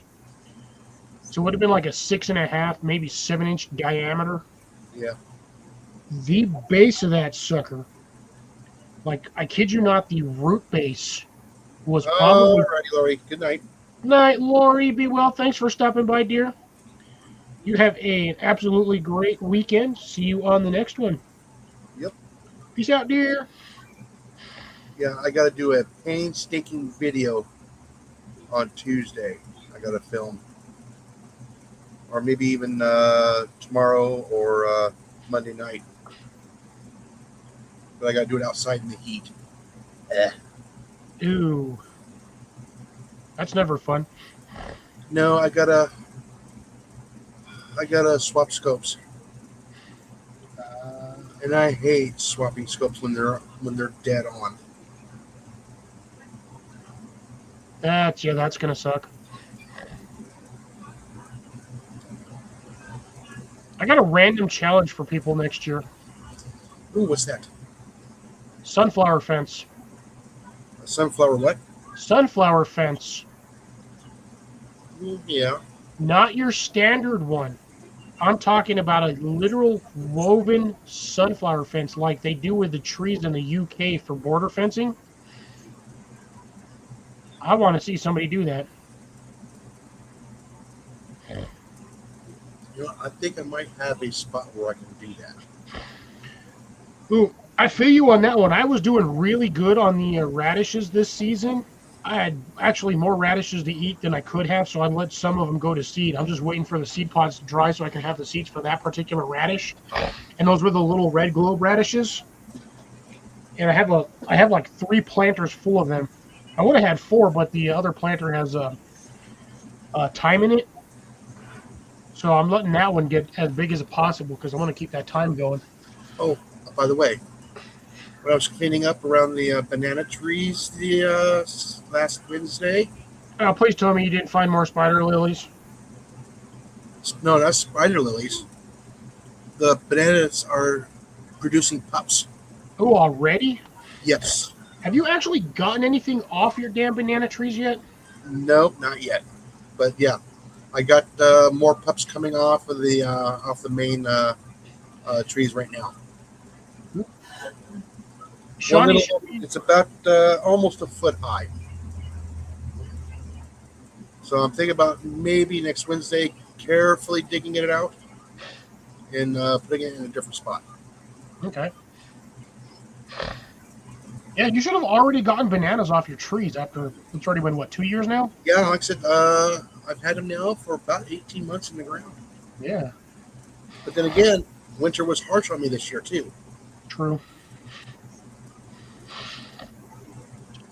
And I don't Speaking think of which, okay, how's about we do this one since since we had a lot of success with this 5-gallon bucket challenge? Why don't we do a winter bucket challenge? I will physically issue that one for a winter bucket challenge. We can do that.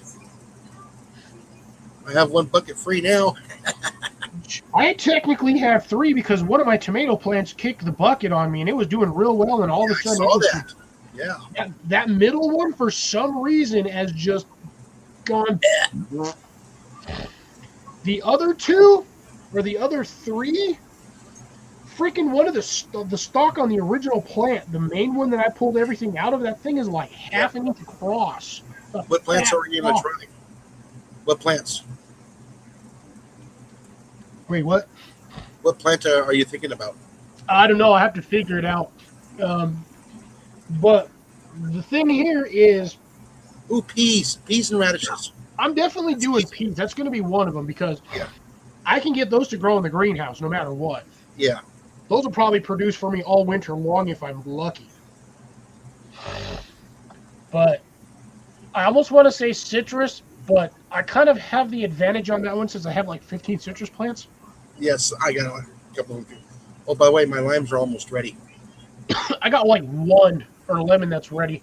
My plants did not produce a lot this year, and I think maybe the heat had a lot to do with it. Yeah. But I'm thinking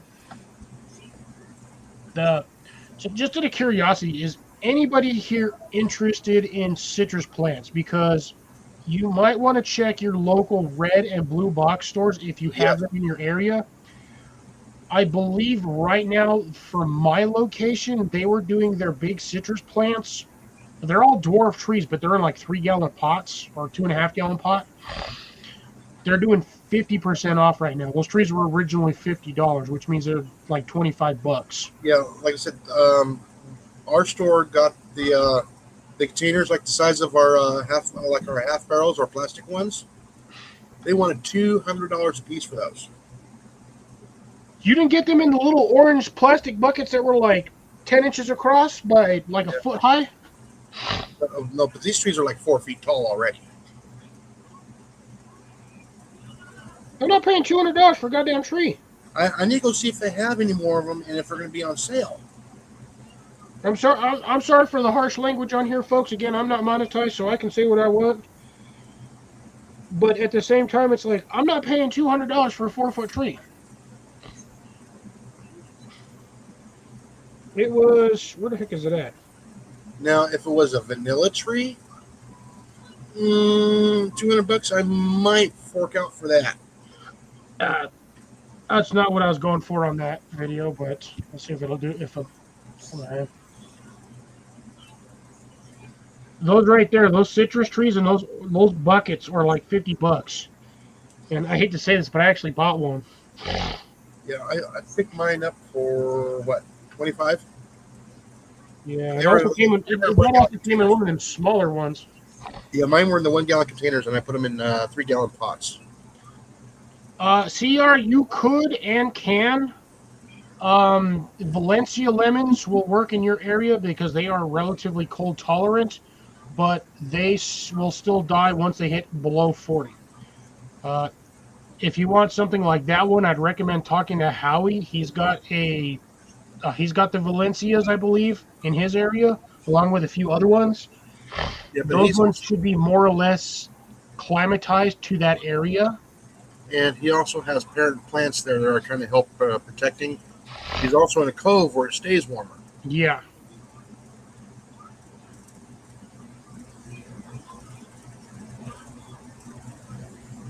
I don't know about a vanilla tree. They grow as a tree. I will be right back, folks. I have to water a bush. Yeah. Um, Adam, I get a refill. a small one starts out around about $400.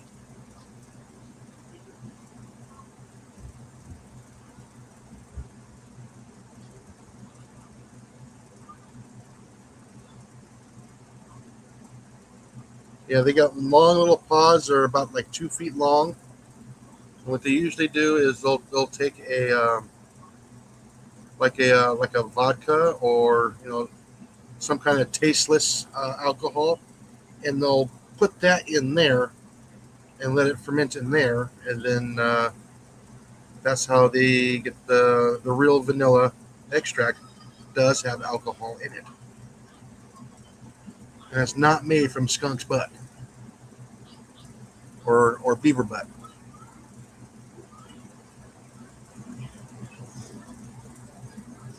That's where your artificial vanilla comes from.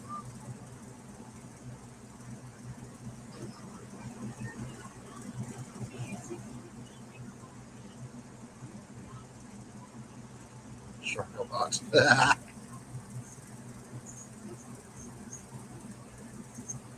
That's funny, Serena.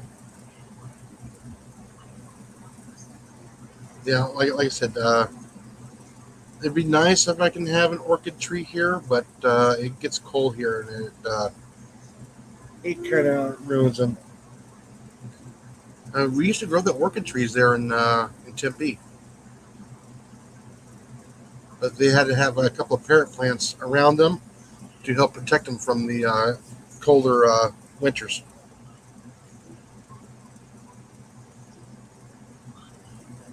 Heck, we even tried growing magnolia trees there, and they did okay. They got to a certain height, and then they just die.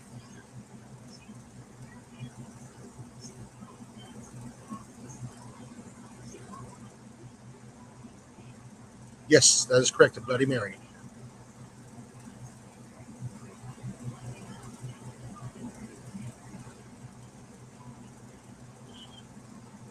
Yeah, it'd be nice to grow a couple of the jacarandas here too.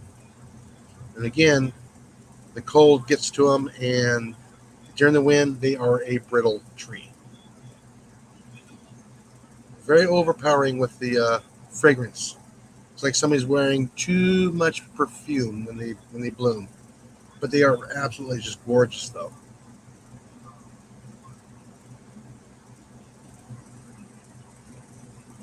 And that's King Cole. Very good. You know what? I might actually turn that thing off. Shit, it is cold in here. Holy shit. Yeah, I know. You We've been keeping our bedroom around about 66, and it's set on dry.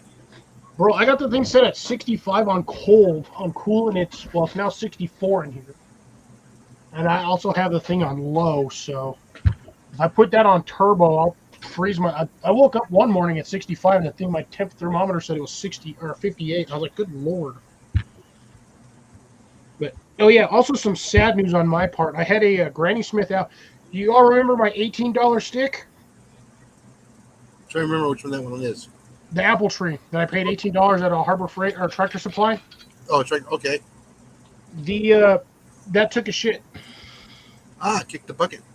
It is. I don't know what happened, but I was like over the last few days. I've noticed that the leaves are like curling more and they're all dry and crispy.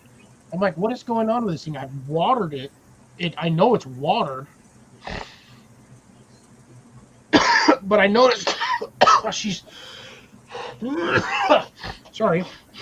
I noticed on there for some reason there's a spot like a 1 inch section around the base of the tree above the soil line that essentially I touched it and it looked like compressed or compact cinnamon. And it was like a 1 inch tall by like an inch and a half swatch of that. Something got onto that tree or did something and like destroyed that section of bark covering it. And I honestly don't know if there's anything I can do to actually recover it. Oh, bummer. I might see if I can wrap it in some like cellophane or something to see if like rub some dirt or mud on it and rub it in, cover it in cellophane. But I think there's a possibility that that kicked the bucket for the cambium layer on there. And that may be the end of that tree entirely, which sucks because this was year 2 and I was hoping next year I was going to get apples off of it.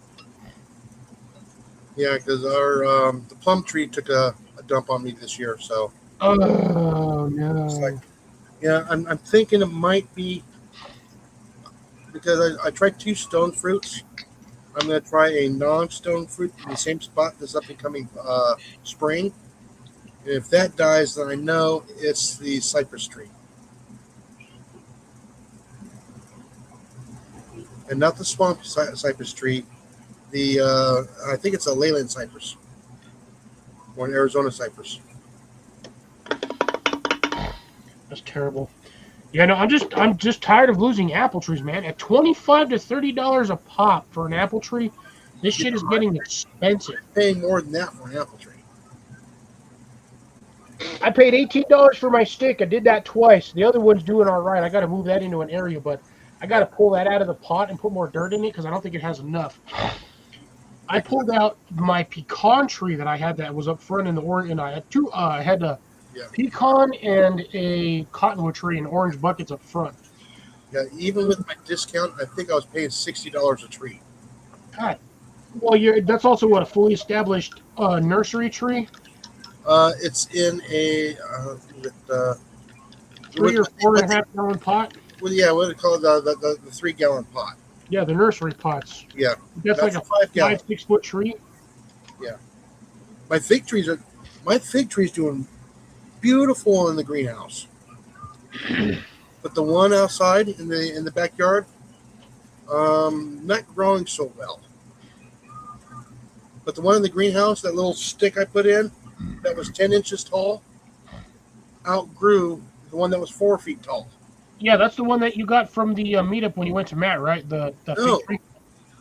No, those are the ones I bought. 2 years ago at Walmart.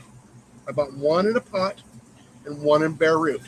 The one in bare root is outgrowing the one from the pot. That's crazy. Yeah. Now the hazelnut is about 1.5 feet tall now.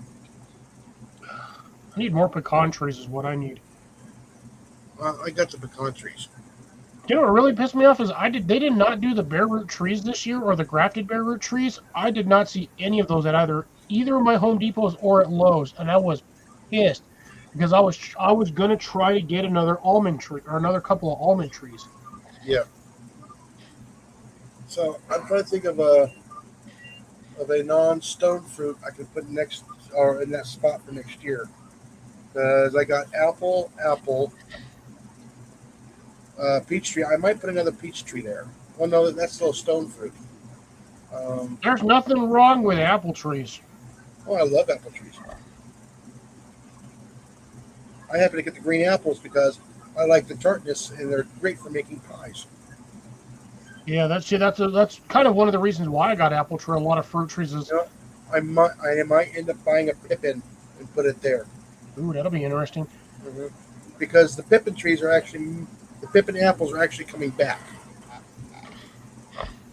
Those are the ones that are really, really tart and sweet at the same time. I wouldn't mind getting me a crab apple tree, honestly. I like garlic. Those are absolutely obnoxious trees, It tastes but wonderful. the amount of fruit you can get off of them, and they're not a big tree. A tree only gets like 15 feet high and usually about 7 feet wide, And but it's you get like tasty. hundreds of them on there every season. Yeah. And I got to get with the. I need to put a sign on my yard about gardening, and for inquiries or information, contact this number. I might get a secondary cell phone just for that. And for people like around the area, I'd like to get in contact with them, see what they're doing for gardening, if they need help, if they're, if they want to do trades and whatnot. Because I just want to get more people involved in gardening in this area. That way, if things go sideways, we can all support each other. Oh yeah. And that's essentially what I want. I mean, it wasn't what I wanted 7 years ago, 5 years ago, but essentially since 2020, I have slowly worked on trying to get more and more into gardening. So it's a slow process. I just want to get more people into it because of the way our economy is going right now. I feel like we need more people gardening than Just like ever the old before. victory gardens of World War II. Yep, especially with the government seizing and taking control of freaking people's freaking fields for stupid ass AI data centers, which we don't goddamn need, or flock camera data centers. Yep. But I'm not going to get into all of that. But I'm just saying, but we need more food growing options and potential. Yeah, they were going to put one of those not too far from here, and everybody said no, get lost. And we don't need them. Yep, victory gardens. We need more of them. I'm actually going to, once the weather cools off, I'm actually going to start making garden boxes with a lot of the materials that I have. I'm going to try to do what I can. Oh, speaking of garden boxes, Yes. let me send you that video. Instagram or text? I'm going to send it Instagram. Okay, now that I know what I'm looking for. It's short enough.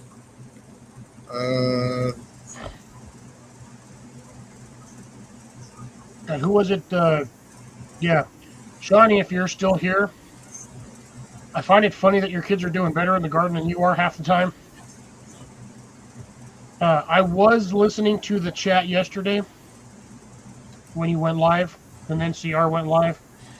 Or was it Thursday night? I think it was Thursday night you were live. You were talking about the garden. Kids are doing, I think, basil. Not basil, it was dill. All right, it's on its way. And the dill was doing really good on their side, but your dill was like kicking the bucket for some reason.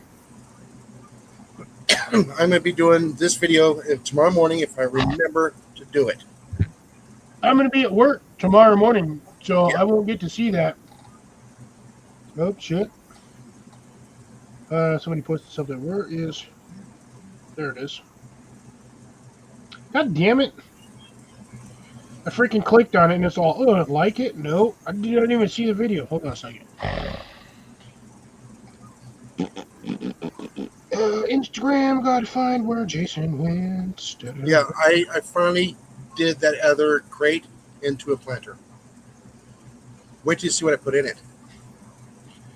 Was it Corinthian leather? No. Sandwich beans. That ancient race is gone. Okay. Bro, where the hell did you... Oh, those are round.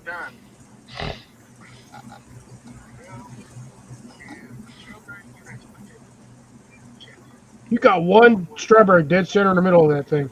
Yep.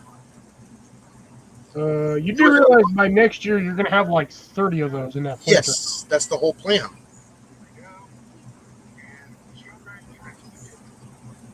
I would recommend keeping every plant that you have in there close to the edge of that so the actual berries hang off. I have found that when they're hanging, for some stupid reason, those damn things get way bigger when they're actually hanging off of the container. Yeah. But Don't know why, but they just do. Yeah, so that's going to be all strawberries. And I packed that thing full of dirt. But like I said, it wasn't happy in the container that was in that hanging basket. It just did not like it, so I put it in there. That's weird. And that's because I had to water it like twice a day. Oh yeah, no. The strawberries. Have you've seen the way they grow strawberries in like greenhouses or warehouses, Oh right? yeah, uh huh, They water those every day. constantly.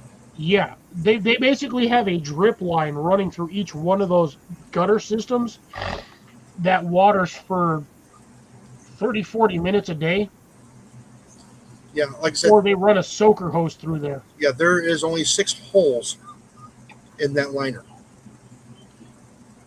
I'd say corner, corner, corner, corner, and then 2 in the middle. Yep, on the sides. Yeah, like I said, I put some soil in there that was like super super dry out of some of my planters. Hmm. Had nothing growing in them, and then I filled it full of water. Then I just kept adding the soil to it, mixing it, and it was sopping wet. And then I put the rest of my bag on top of that. That's why it's so full. I do the same thing when my dirt is dry. I'll soak the crap out of it, and I'll just start adding dirt and mixing it at the same time. That's the only way you can get dirt to be non-hydrophobic. Yeah, you got to work it.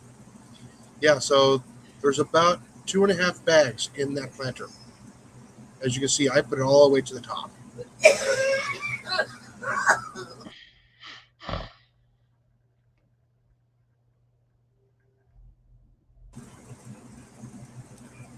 As always, I like to say this: don't die on us, Molly. Yeah,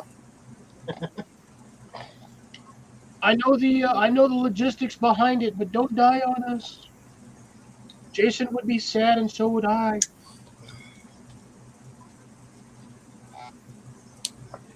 yeah. Because then I'd never get to meet you again. So I'm looking for next summer. That should be almost full. Well, do me a favor on that one. So you got the drain holes at the bottom, or you got them on the sides of the plastic? All the way at the bottom. So on the flat side on the bottom? Yeah, on the sides. Okay. Put like 3 to 5 gallon buckets under each corner, and so your water drains into there. Or put something heavy like a giant toad at the bottom. That way your planter doesn't blow over in the wind again. No, yeah. I got it up against stuff as you can see. It's by where we park. Actually, I didn't notice that. I just noticed it was up on. Damn it. Yeah, I spent 7 hours rearranging everything out here, cleaning everything, getting rid of weeds, getting rid of old wood that was sticking around, and and it actually looks pretty good now. It doesn't look like it's all cluttered like it was before for the last couple of months. I just sucked it up and said, I got to go out there and I got to get that taken care of. What variety of strawberry did you throw in that, actually? Everbearing? Yep. That will be everywhere by January. Oh, yes. Those damn things don't care if it's cold. Like, they'll slow down in the cold. They won't produce nodes. But the existing plant will still, on warm days, it will still try to produce flowers. I've seen mine do that in the dead of winter. Mm-hmm. And they just don't give 2 iotas of a clam as to what they're doing. Yeah, because I think one of my problems is I just wasn't watering the strawberries enough, and it kept croaking on me. So I said, okay, what if I give them a big sponge? Yeah, that'll work. Mm-hmm. If you really want to do a really fun way to do it is get a soaker hose, get your hose fitting to PVC, and run like a 5 or 6 inch PVC with a reducer. Mm-hmm. You only need about 8 inches of like a 6 or 8 inch PVC to reducer to whatever that is. And all you got to do is just fill that with a bucket of water and just let it soak in, and just do that every like 2 or 3 days and you'll be fine. Yeah, but since I walk past that all the time, now with the hose back and forth, I just walk by and give a little spritz of water as I walk by.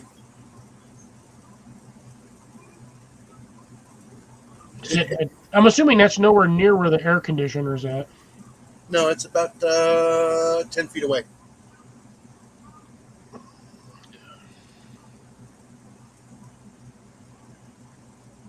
You could. Okay, so with that system in mind, do you plan on doing anything with that bottom shelf? It's going to hold some of my cooking gear for my outdoor cooking gear. That's an odd spot to put cooking gear, considering you're going to have water draining on top of it. No, like my chimneys and stuff like that. If you, I honestly, with that, since you've got the drainage holes on there, But they're off the side. They're not directly underneath it. They're off to the. They'll drip off the side. I just put large planters under there with like herbs, because herbs require a shit ton of water. Yeah. And also, understood, CR. We'll see you in a bit if you do return. I'm surprised you didn't have a phone call tonight, which is usually what happens on a Saturday, but I'll still be going for a while. We'll see. I got about another 20 minutes. Yeah, Jason doesn't like me. No, I'm just kidding. He's probably got to go to work at 6. Yeah, I gotta be at work in the morning. Me too. I just don't want to go. Yeah, but I go in a lot earlier than you go. Yeah, but I also go to sleep a hell of a lot later than you do. That's true. So it roughly balances out, considering my average days awake is usually about 16 to 18 hours is how long I stay awake. But again, you know. 97 degrees tomorrow. Yeah, I'm not, dude. It's been a warm one. I'm thinking we're hitting 97 or 98 tomorrow. Is what my thing said. Oh, I gotta watch Huey's or Howie's video. Looks like he's canning peaches.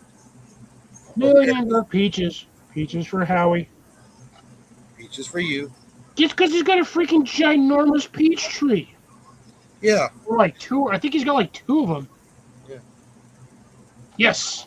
I did, Serena, the mosquitoes and the insects. Oh, man. Justin went live. Oh, well. Who? Trapper J. Gotcha. He's getting ready for his trapping season. I'm pretty sure he hasn't done anything to get started. He's probably checked to see if his lines are greased. That's about it. Trust me, Serena, I always see them. Sometimes I don't react. That's because too many things at once. But yeah, I always do see your jokes, and I do 100% appreciate each and every one of them. But I guess Shawnee left me. I was hoping to get more chat. More chat. Surprised Howie hasn't showed up today. Rob showed up, but he was only here for a couple of minutes. He must be super busy, which is funny because I'm pretty sure he retired from his other job. I don't know if he's working or not, or if he's just full-time taking care of his mom. I got to finish up my burning this weekend before we go into a burn ban. Damn. What all do you got to burn? A bunch of weeds and some trash trees and stuff like that. Chop them up and stick them in your compost bin. No, they're in the way of where I want to put the greenhouse. So your compost bin is in the way of where you want to put the greenhouse. Well, I figured while I'm there, I'm going to take care of the roots of the problem too. Well, yeah, but the top half of the stuff, just chop it up small enough to stick in the compost bin. Because you still have the compost that big around. See, yeah, that's when you need a wood chipper. I don't have a wood chipper that big.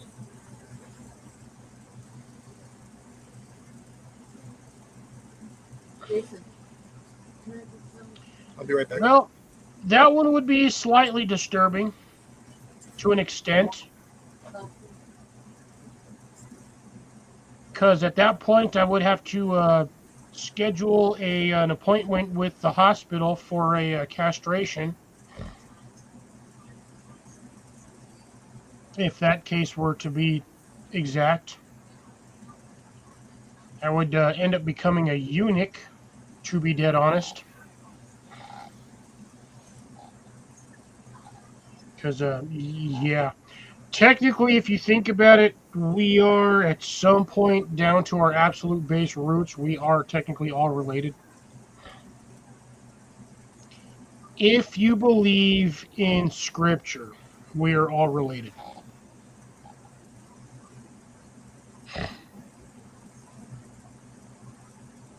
But again, that's if you believe in that.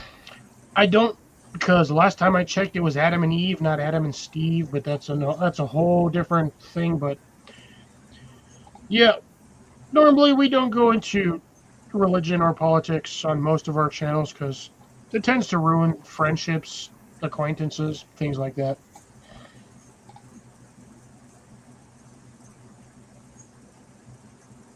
But technically, we are theoretically upon the most absolute basic bottom of the root tree. What is that? Family tree. We are technically all related.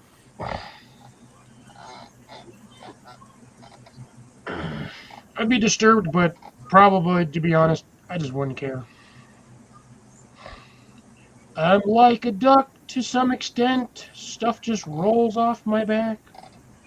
And other times I'm a rat sticky trap. It just sticks there and it's just like claws at you until it's gone. Alrighty, I'm back.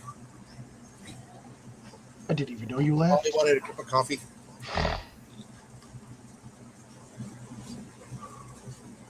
Jason, you're killing me here. What? Coffee? Molly, want some coffee? Some coffee? Molly, want a cracker? Molly, want some coffee? Nope, she wanted coffee.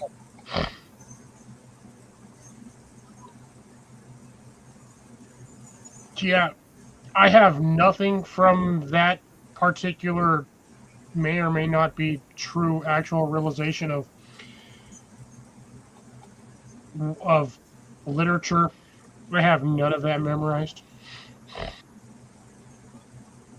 despite the fact of my upbringing, and I was forced to go to certain classes, which I absolutely hated because that shit was boring. But that's just me. I am 100% not a God-fearing man. Rest of y'all can believe in it all you want. Just don't force me to do it.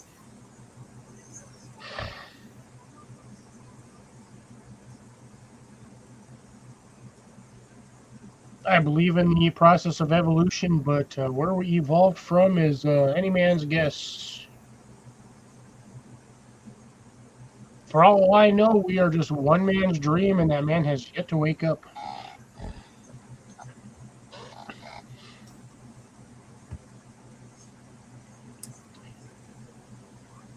If you were brought up under certain conditions, yes, most likely you would freak out. But again, I gave that stuff up ages ago. So to me, at this point, I would just be like, oh, yep, Jason's my brother, Molly's my sister. Everybody else on here is either a brother or a sister. It wouldn't really matter to me too much. I consider most everybody on here, the majority of my like followers are all family. Anyway, if you've been here long enough, you're considered a brother or a sister. And it's always brother or sister. It's never cousin, nieces or nephews. Unless they're physically, literally, What is genetically bloodbound as nieces or nephews. Uh, actually used that phrase today. What phrase? Yeah, we live not too far away where the everybody's DNA and their dental records match. Oh, what are we in Kansas and Kentucky and near near near near near near near. You got it. Alabama. That's the word. That's the state I was looking for.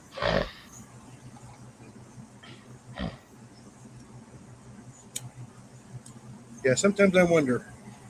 What am I gonna do? Cause there ain't no cure when I step on a rock. Da-da-da-da. Da-da-da-da. Oh no, like I said, every once in a while I'll get a couple of customers. I'm going, ooh. Thank goodness I'm not a stand-up comedian. All kinds of content.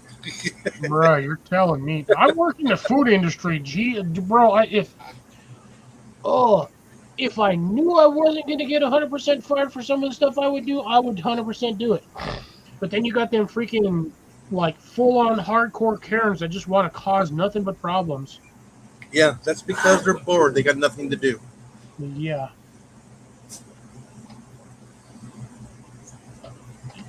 There have been times where I have just wanted to just reach across the counter and just chop somebody right in the throat and watch them squirm on the floor and be like, yeah, well, that's what you get.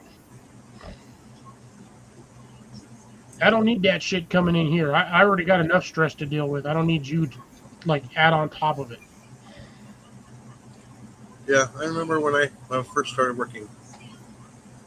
I mean, if I did something wrong, man, I got yelled at. Especially if it was something, you can get hurt or something.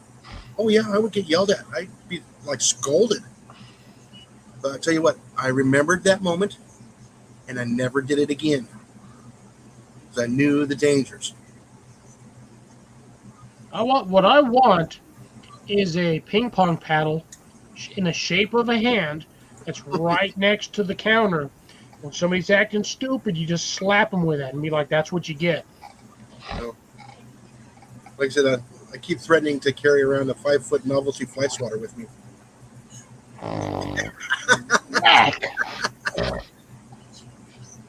One of the little plastic ones. Yeah. Yeah, it doesn't hurt, but it's enough to get your attention. Yeah, you just walk around with a 3-foot piece of freaking pool noodle and just somebody pisses you off, you smack him with it. It's like, bam! It's non-lethal because it's a freaking foam pool noodle. It's not Yeah, gonna. I know. Sometimes I want to yell at them. Why are you messing with the merchandise?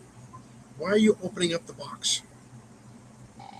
And then they'll leave that box there open, everything everywhere, and then they'll take one that's unopened. Well, Serena, that it's like, would be right. No, I still think pool noodles would be way better. Dude, something went on over there. I was gonna say the kids are home like ages ago. No, yes, Serena, that would be everyone at that point. We all need to be checked to a certain extent. The one we got to worry about more is the one currently running our country. But anyways, again, like I said, don't normally go into politics or we try not to go into politics or religion on here because I can get extremely direct, and usually when I do, that automatically can end any friendships or whatnot that I have. yeah, I'm Oh yeah, waiting. rushing. Well, that's the whole joke. You uh, you go into the bathroom German and you come out Chinese. What are you in the bathroom? European. No, one day I'm going to lose it, and I'm going to yell at a customer, "Why are you molesting my merchandise?" Dude, no, I got you even better than that one, Jason. The minute they open a box, be like, "Why are you fingering my box in public?" Guarantee Yeah. they'll stop. Just be like, "What?" Why are you getting Yeah, touchy feely stop with fingering my box. Oh, You're fine, Jason. Doesn't bother me none. Again, don't die, Molly. yeah. No, one of the things that Dave and I hate the most is when they open up the boxes and they just leave it there on the floor. It's like, why? Especially the toilets. We Why wanted is to this make, we toilet want, display not flushing? and you know what the answer is? We wanted to see if it was white. It's on the goddamn box. If you want a colored one, you have to special order it. They're all going to be white. Dude, I don't think I've honestly ever seen a non-white toilet. I have many times. Where and when? When I was a kid, it was a specialty thing in the '70s to get a avocado green toilet, bathtub, Jason, or look pink. exactly what you just said. The 70s. Everybody there was trying to Yes. shit, and they had like the worst color palette spectrum for like likes. Oh, tell me about it. I That's grew up. why everybody's house was like either beige green or like Oh some no, funky ass tan color. I had that ugly avocado green kitchen with the refrigerator to match.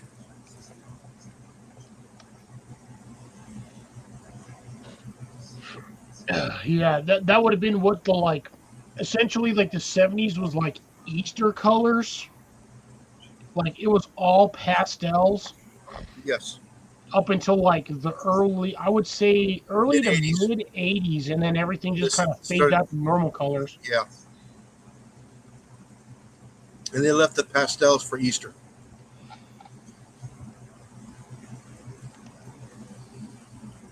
But no, like I said, you can actually order a black toilet now.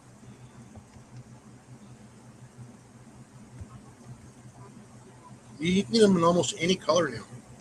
You pay extra for them, and you got to wait a while so it can be made, fired, and then cooled, shipped, and So yeah, you're looking at like 4 months for a colored toilet sometimes, yeah, because of course we gotta outsource all of our stuff to China because it's cheaper to make it over there. yeah. So what was it? Last summer, we actually had somebody come in and order a black toilet. I'm sorry, but why would you want a black toilet? Don't know. I mean, now don't get me wrong. Seeing somebody shit on a black toilet in the middle of the woods in the dead of night and it looks like they're just floating there doing something would terrify me. But at the same Oh yeah, time, why in God's name would you have a random black toilet out in the middle of the woods that's hooked up to nothing? it's for the bear. The bare necessities. Yes, He's barely shitting in the woods. and with the Ever rapid along mix, that whole thing, if a bear shits in the woods and no one's around to see it, does a bear actually shit in the woods? of course.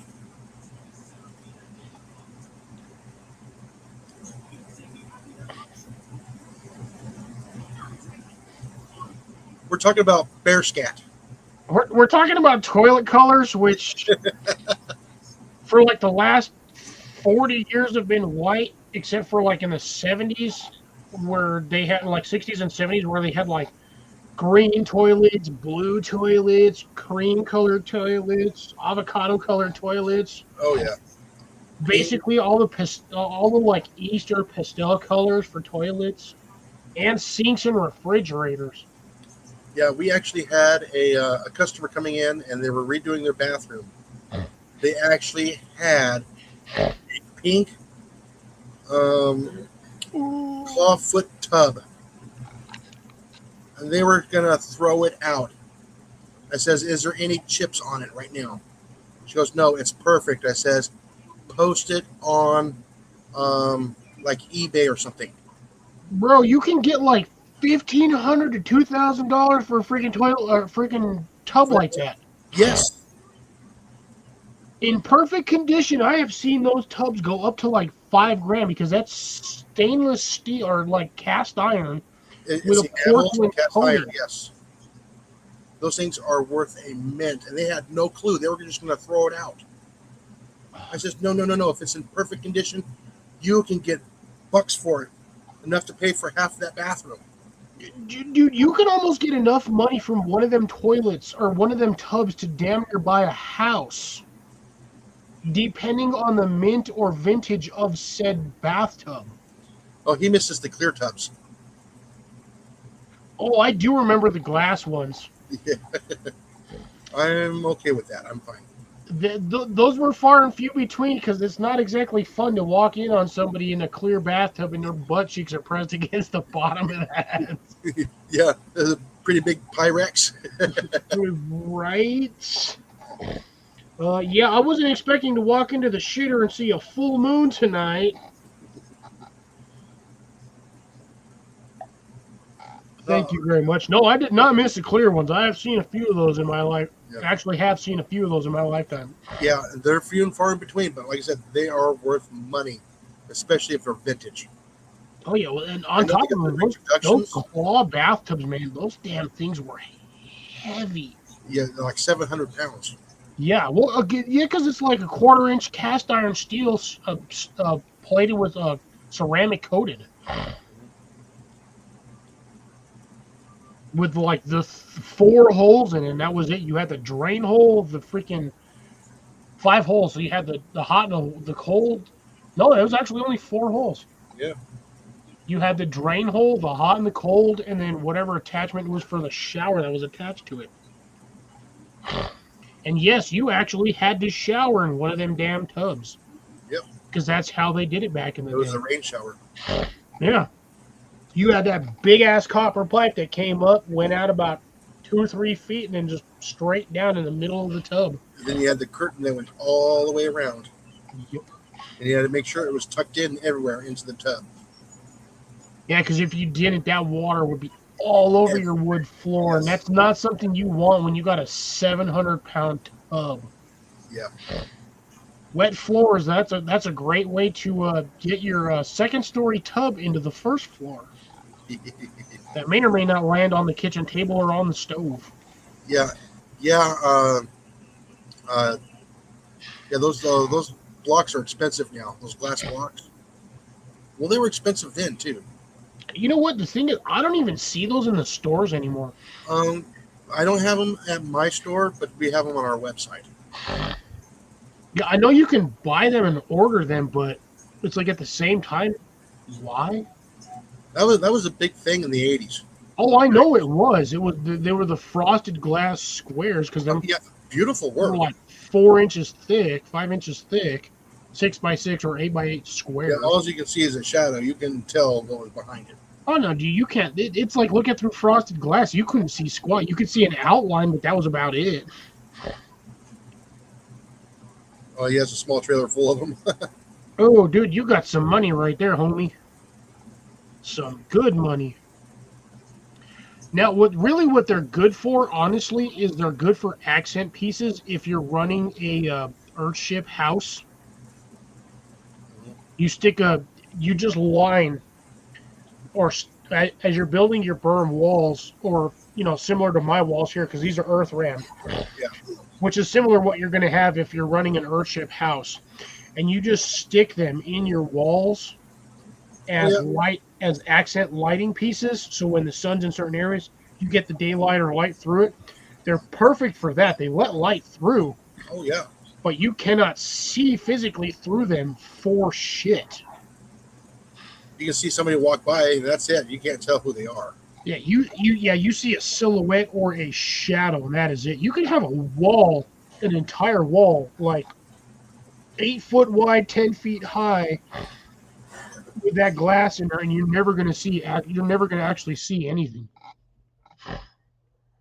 You'll see a silhouette, a shadow walk by. It's going to be the whole Home Alone 2 scenario where he's got everything on the train and it looks like people are home. That's all you're going to see. Oh, yeah. If you do the glass fire pit with the glass marbles, oh, yeah.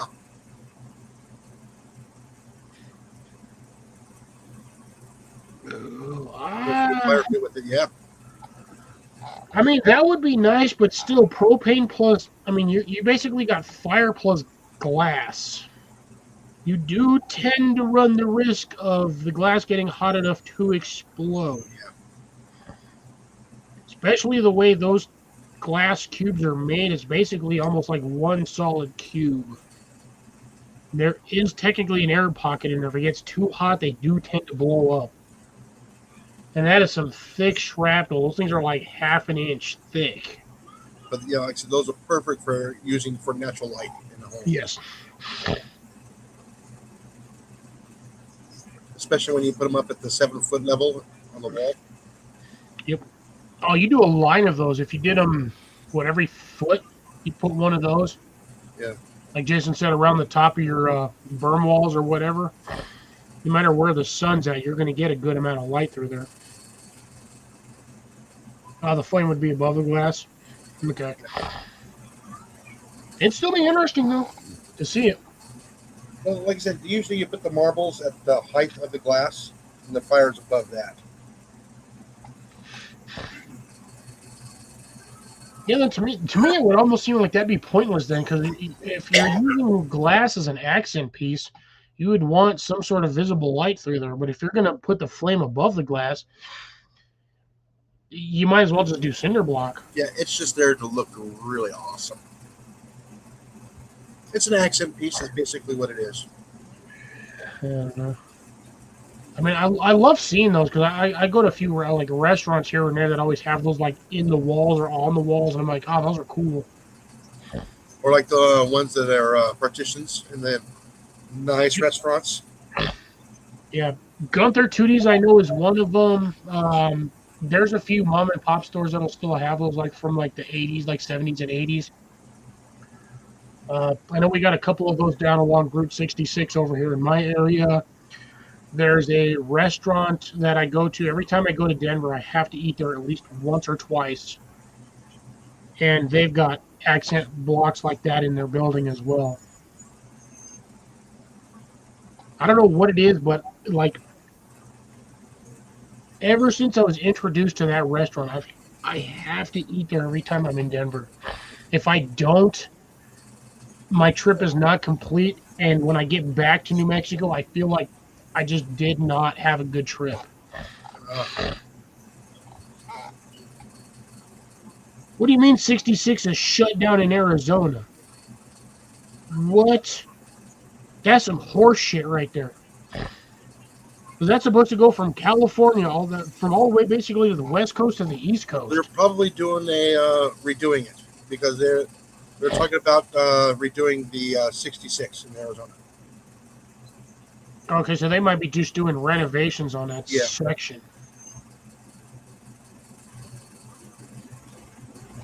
That would be a fun one. It is. No, hear me out. Just for the experience, to fly out to like California where like the end of 66 is and just do the entire coast to coast run of 66 over like the course of like a week or 2 weeks. A lot of it doesn't exist anymore. Oh, that sucks. They got rerouted to the interstates. There's pieces left, but it actually went from Los Angeles to Chicago. Yeah, that's what I'm saying. Like doing that whole, I mean, there's a section here. We got 66 goes for miles up here. We still have a good section of it down here. They redid a lot of what used to be off of 66. So like one of the hotels that we had down here. Bad storms. Bad storms. Well, I know they were trying to raise money for renovations for Arizona for it. And they got a big, what do you call it, a support group for the Route 66 in Arizona.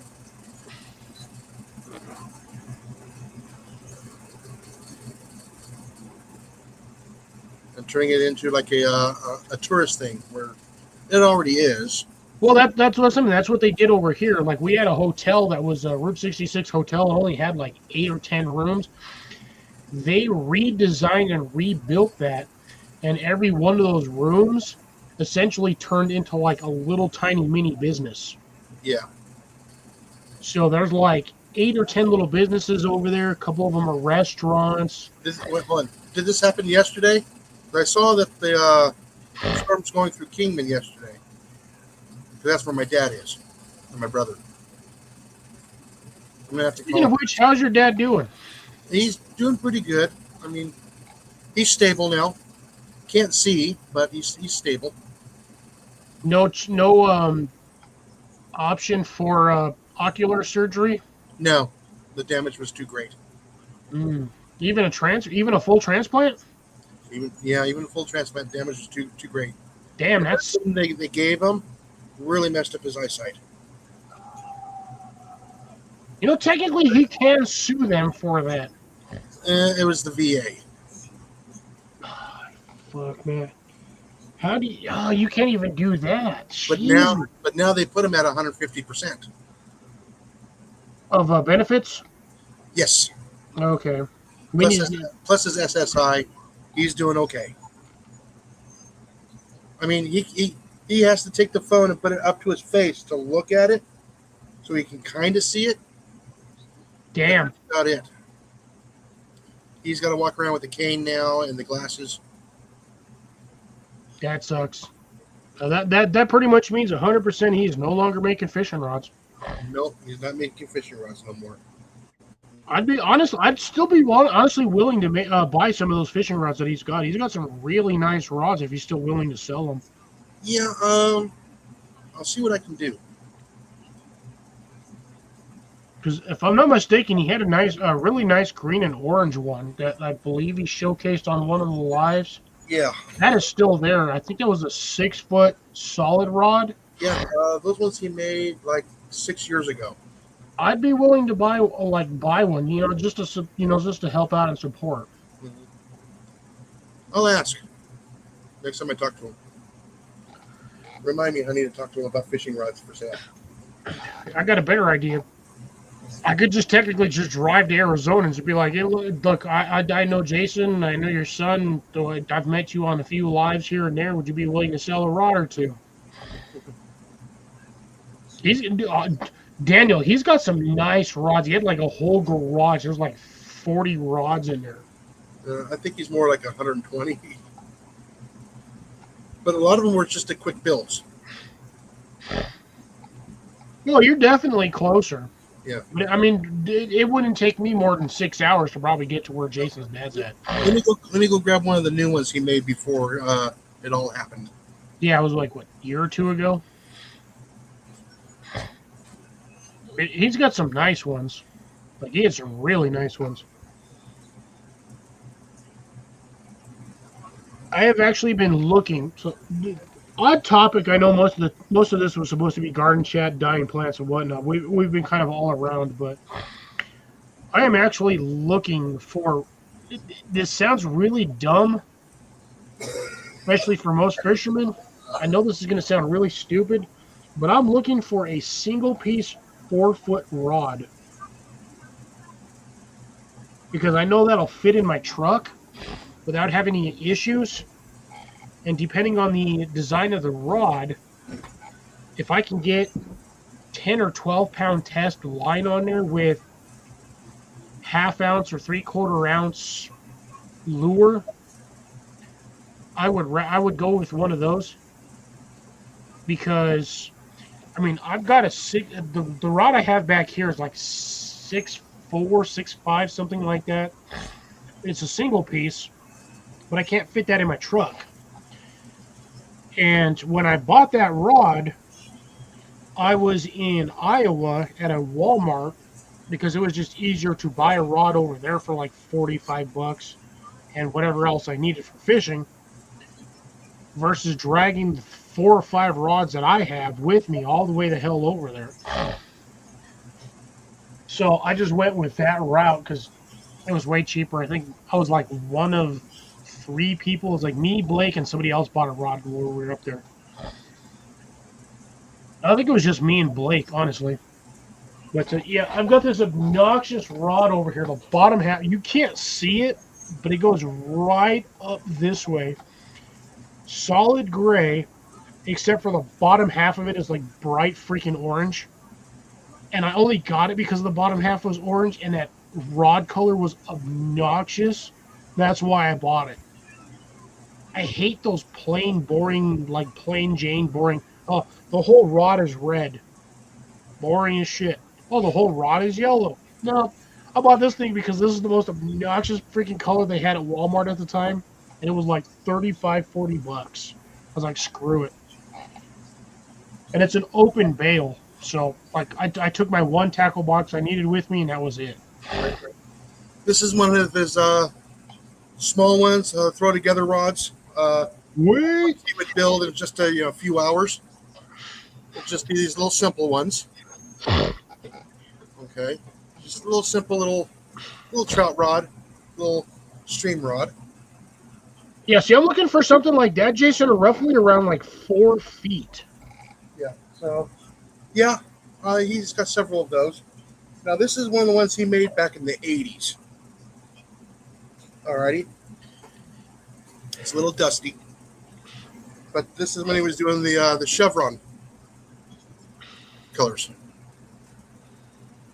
Damn, I like the pattern on that one. That's sick. Ugh. He's like, ugh. Oh yeah, that's a gorgeous color pattern on there. Yeah, I'm just trying to find the right light to put on here. Put it on low mode. That's what I'm doing right now. This camera doesn't do any justice. Those are like nice little tans, but he did this one in '88, I think. Damn, I was like 7 when It's he made all that. silk thread. Layered on there, just a few at a time. And I believe this one is a Fenwick blank. It also looks like a fly rod. No. This is salty. Ah, okay. Uh,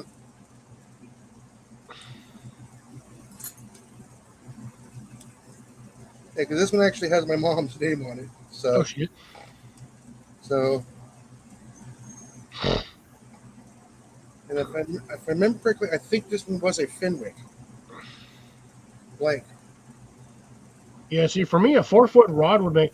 I mean, unless you're buying like a kid's rod, most of the time you cannot find just a straight 4 foot rod. They're either like 5.5 feet or like As 6 you to can like see, 8 you can feet tell by long. the tip. This is, a heavy rod. No, yeah, that is a This thick is end something on that's there. got the winch on it. See, that one right there looks like it's about 4.5, 5 feet tall. This one here is 6'6". There's And no way that's a 6'6" rod. yes, this is for like offshore fishing, like when you're fishing for like the salmon and stuff like that off the boats, Like tilapia and shit. like flounder, stuff like that. The But I'm gonna heat, tell you right now, I ain't hunting no flounder at the bottom of the damn yeah, ocean with that damn rod. You need like 2,000 feet of line. yeah, but yeah, this one here.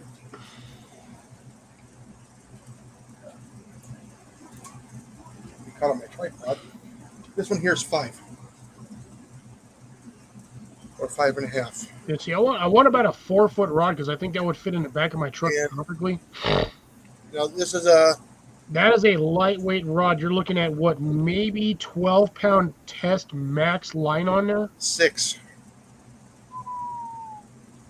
Yeah, he did autograph this one. Damn, about the only thing you're gonna catch on that is what, sunfish? Maybe a big Trout, bluegill. like a 10-pound trout you can catch on here. Shit. This is a medium fast, 2 to 4 pound, 5'6". This is a CBR blank.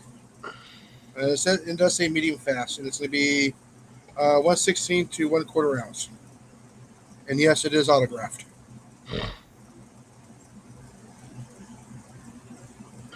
And he threw spider wire on this one. And again, it's nice and light. Even if Maybe, spider wire, you can catch like a 15, 20-pound fish on that shit. yeah.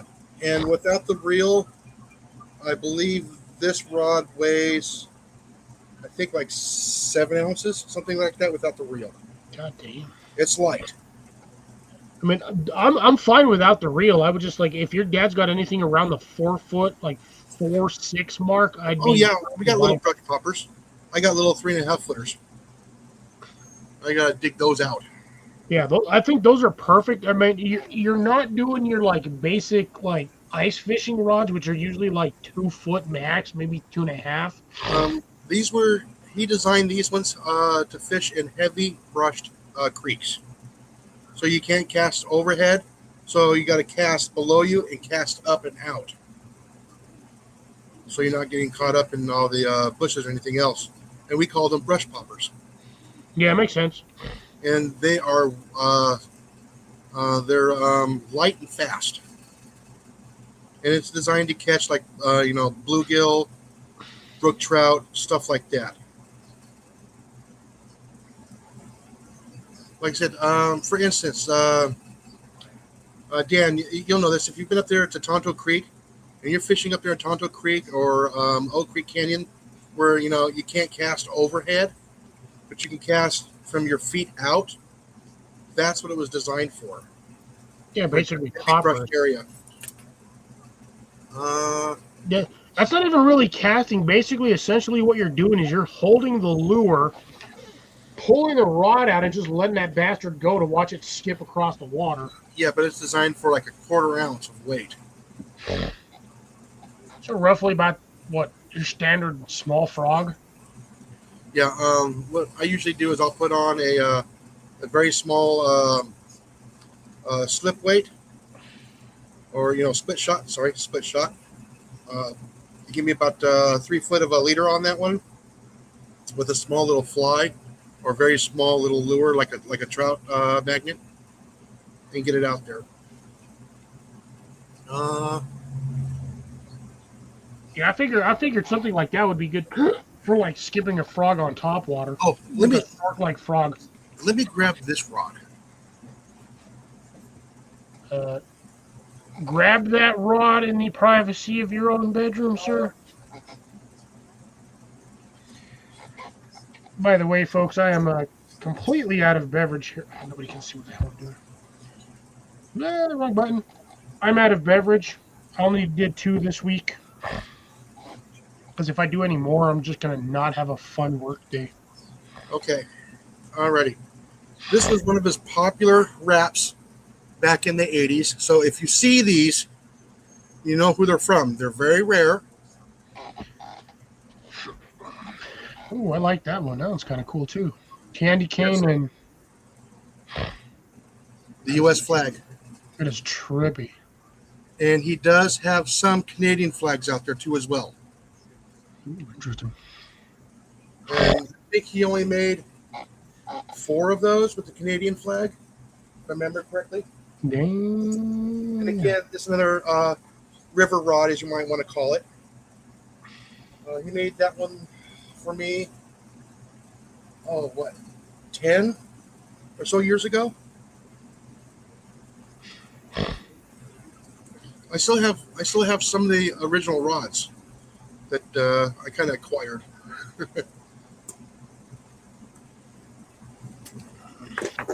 Yeah, I didn't grab the one I really wanted. He had a 9-foot 2-piece fly rod. Damn. And it was a tiger stripe. It was a brown tiger stripe. And that was in the blank. 9 And Wow. never knew what happened to it. I had it for a while, then it just disappeared. Did you have that when you were in Chandler? Oh no, this is way before I met Molly. Damn. What, 84, 94? Yeah, somebody yoinked it. Yeah. I guarantee somebody that sucker grew legs. All right. Okay, Deb, do me a favor before you leave, sweetheart. Can you give us an update on the little ones? Yes. We have not had an update all week, so I would appreciate an update for the little ones. Actually, 2 weeks? But again, Well, she did an update for me last Saturday. Oh, did she? Okay. Like I said, I wasn't. Yeah. You were here, but you weren't here. Yeah. But yeah, I got several of the rods that he made back then. I still got that 14-foot noodle rod. That thing's a blast. You have a 14-foot rod? Yes. What the hell do you do with that? Is that like 3 pieces? Back in '84, um, what company was that? Trilene had a competition that if you can have it legally, logged, that you caught a certain size fish on a certain size line, and you break that line class record, it's 5 Gs. God damn. So yeah, so if you caught a 15-pound fish on a 4-pound test, and you can prove that you did it with that, and you broke that record, 5 Gs. Trilene paid out a lot of money for that. I bet they did. They sold, Hey, Brother Howie, how's it hey, going? Howie. Better late than never. Yeah. Again, they sold a lot of line that way. Oh, And, shit, yeah, they did. and a lot of line class records were broken back then. I think they ran it between 84 and 88. Yeah, I would have been way too young to even been in part Yeah. of that challenge. I I'd just have been have like, to remember it. that's crazy. Yeah, because I started high school in '86. So he started when I was about in 7th grade. That's when he started wrapping rods. Probably Jesus. earlier than that. Wait a minute. When did that? Oh. Yeah, so it had been earlier. That's when he was doing the deep sea rods. He sold a couple of them to some Ooh, high profile people, and he was one of them. He was getting five. I can't remember. It was like $4,000 for a rod. god damn. Uh, And I he don't know made on that one there, Howie. You would have to ask Jason. what? Howie wants to know how much they pay me for noodling wild salmon. I can't. I'm having troubles. How much will they pay me for noodling wild salmon? I have. They stopped doing that blank bass record a long time ago. But you noodling, you're using your hand. You're not using a fishing rod and a line. I think they stopped doing that in '88 or '89. Dib says she's got to get up early to do sausage, gravy, and biscuits for SCA. That's awesome that you're still doing Oh, stuff for the SCA. Yeah. SCA. I actually I was a member of that for a while. I don't know if I technically still am, but she I think says my the mom was. starting to lay again. I have the air open to their rooms. They are cooler, so they should be laying pretty Yeah. decently. Good. That's awesome. But yeah, I remember going into the outdoors when I was a kid, and all three of us, they would do they would have some special event going on. My dad had rods on consignment with them, Oh where he shit! would sell a lot of his rods. And they had one special event that we were at on a weekend, and we were the only ones, us three kids, that can name all of the taxidermy animals from around the world. It shouldn't be that hard to identify a stuffed, literally a what used to be a live stuffed animal. Yeah, like I said, of course the lions are easy. Some of the other stuff is easy. Warthogs are easy, but they would have meerkats, and we knew what a meerkat was.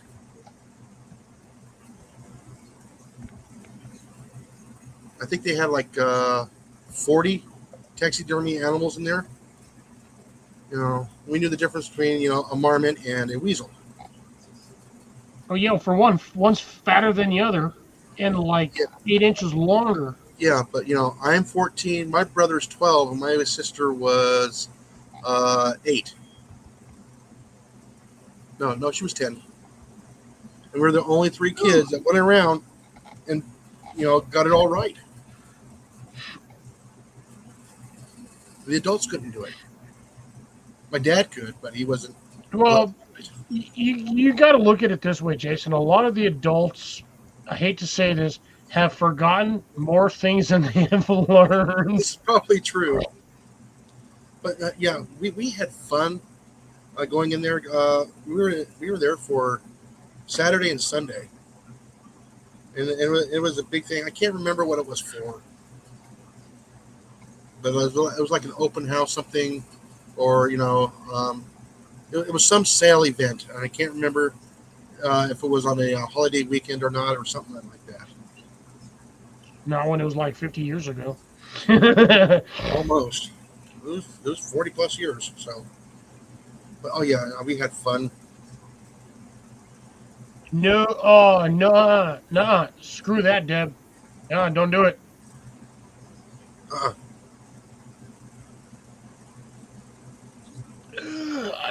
I don't know if that'd be worth it. I mean, I understand the need for that, but if you give up the birds, that's going to be sad. I'm going to be. We're all going to be devastated because one of these days we're all going to do another meetup and we're going to want some of them damn fucking quail for dinner again. And if you ain't doing the quail, I'm going to quit. I quit. If you're not doing quail, I quit. 100% I quit. Those damn things were good. 3 or 4 years later, we're still talking about it. Yeah. Thank you, Dan. quail. I mean, that was literally on a whim on cooking those. Yeah, that shit was like the next day after I'd acquired and saved all of that. I just wish I could have gotten you to the campsite, Deb. That Yeah. would have been really good because then you would have had to, you could have tried the quail. Oh yeah, I'm pretty sure she would have done a way better job than I could have done. Hey, Serena's still here. Whoop, whoop, Oh, yeah. I'm still here.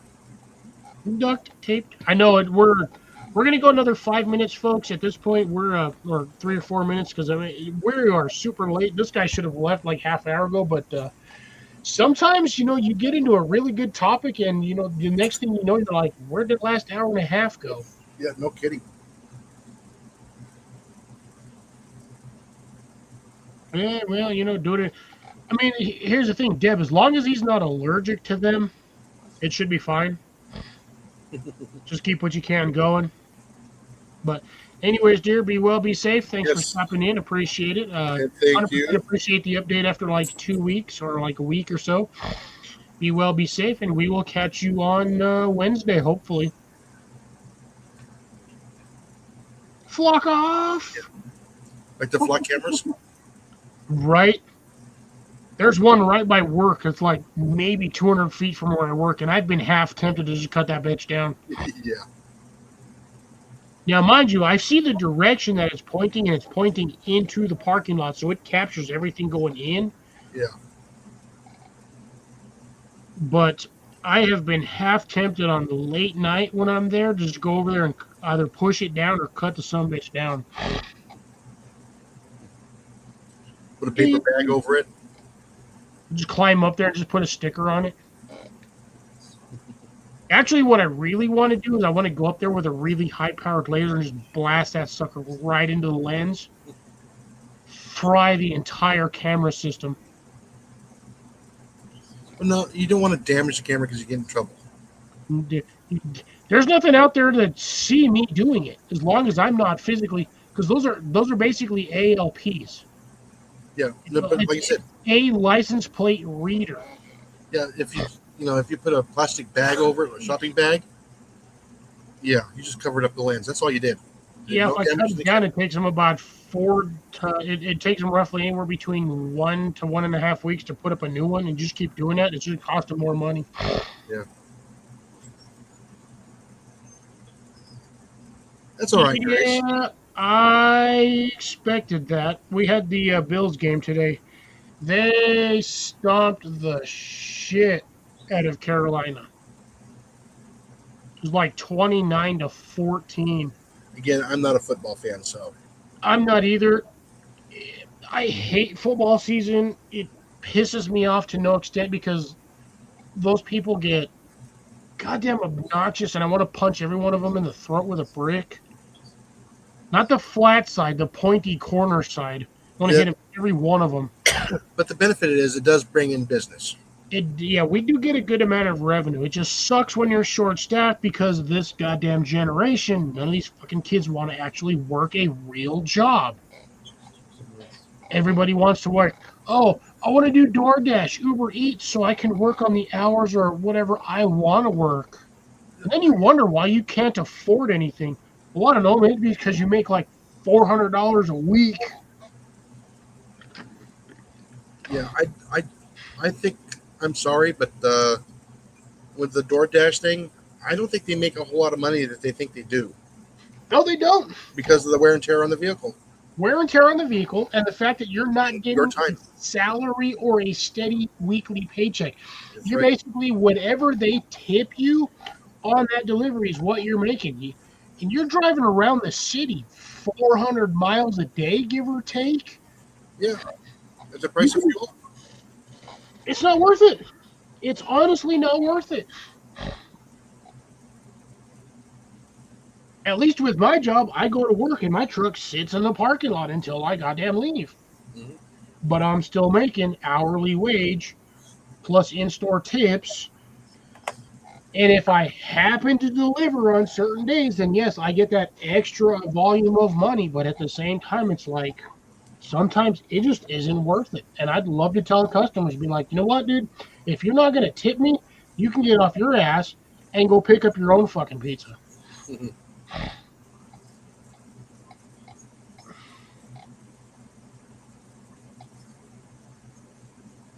Yeah, that's definitely true, Grace. Red Bull gives you wings too.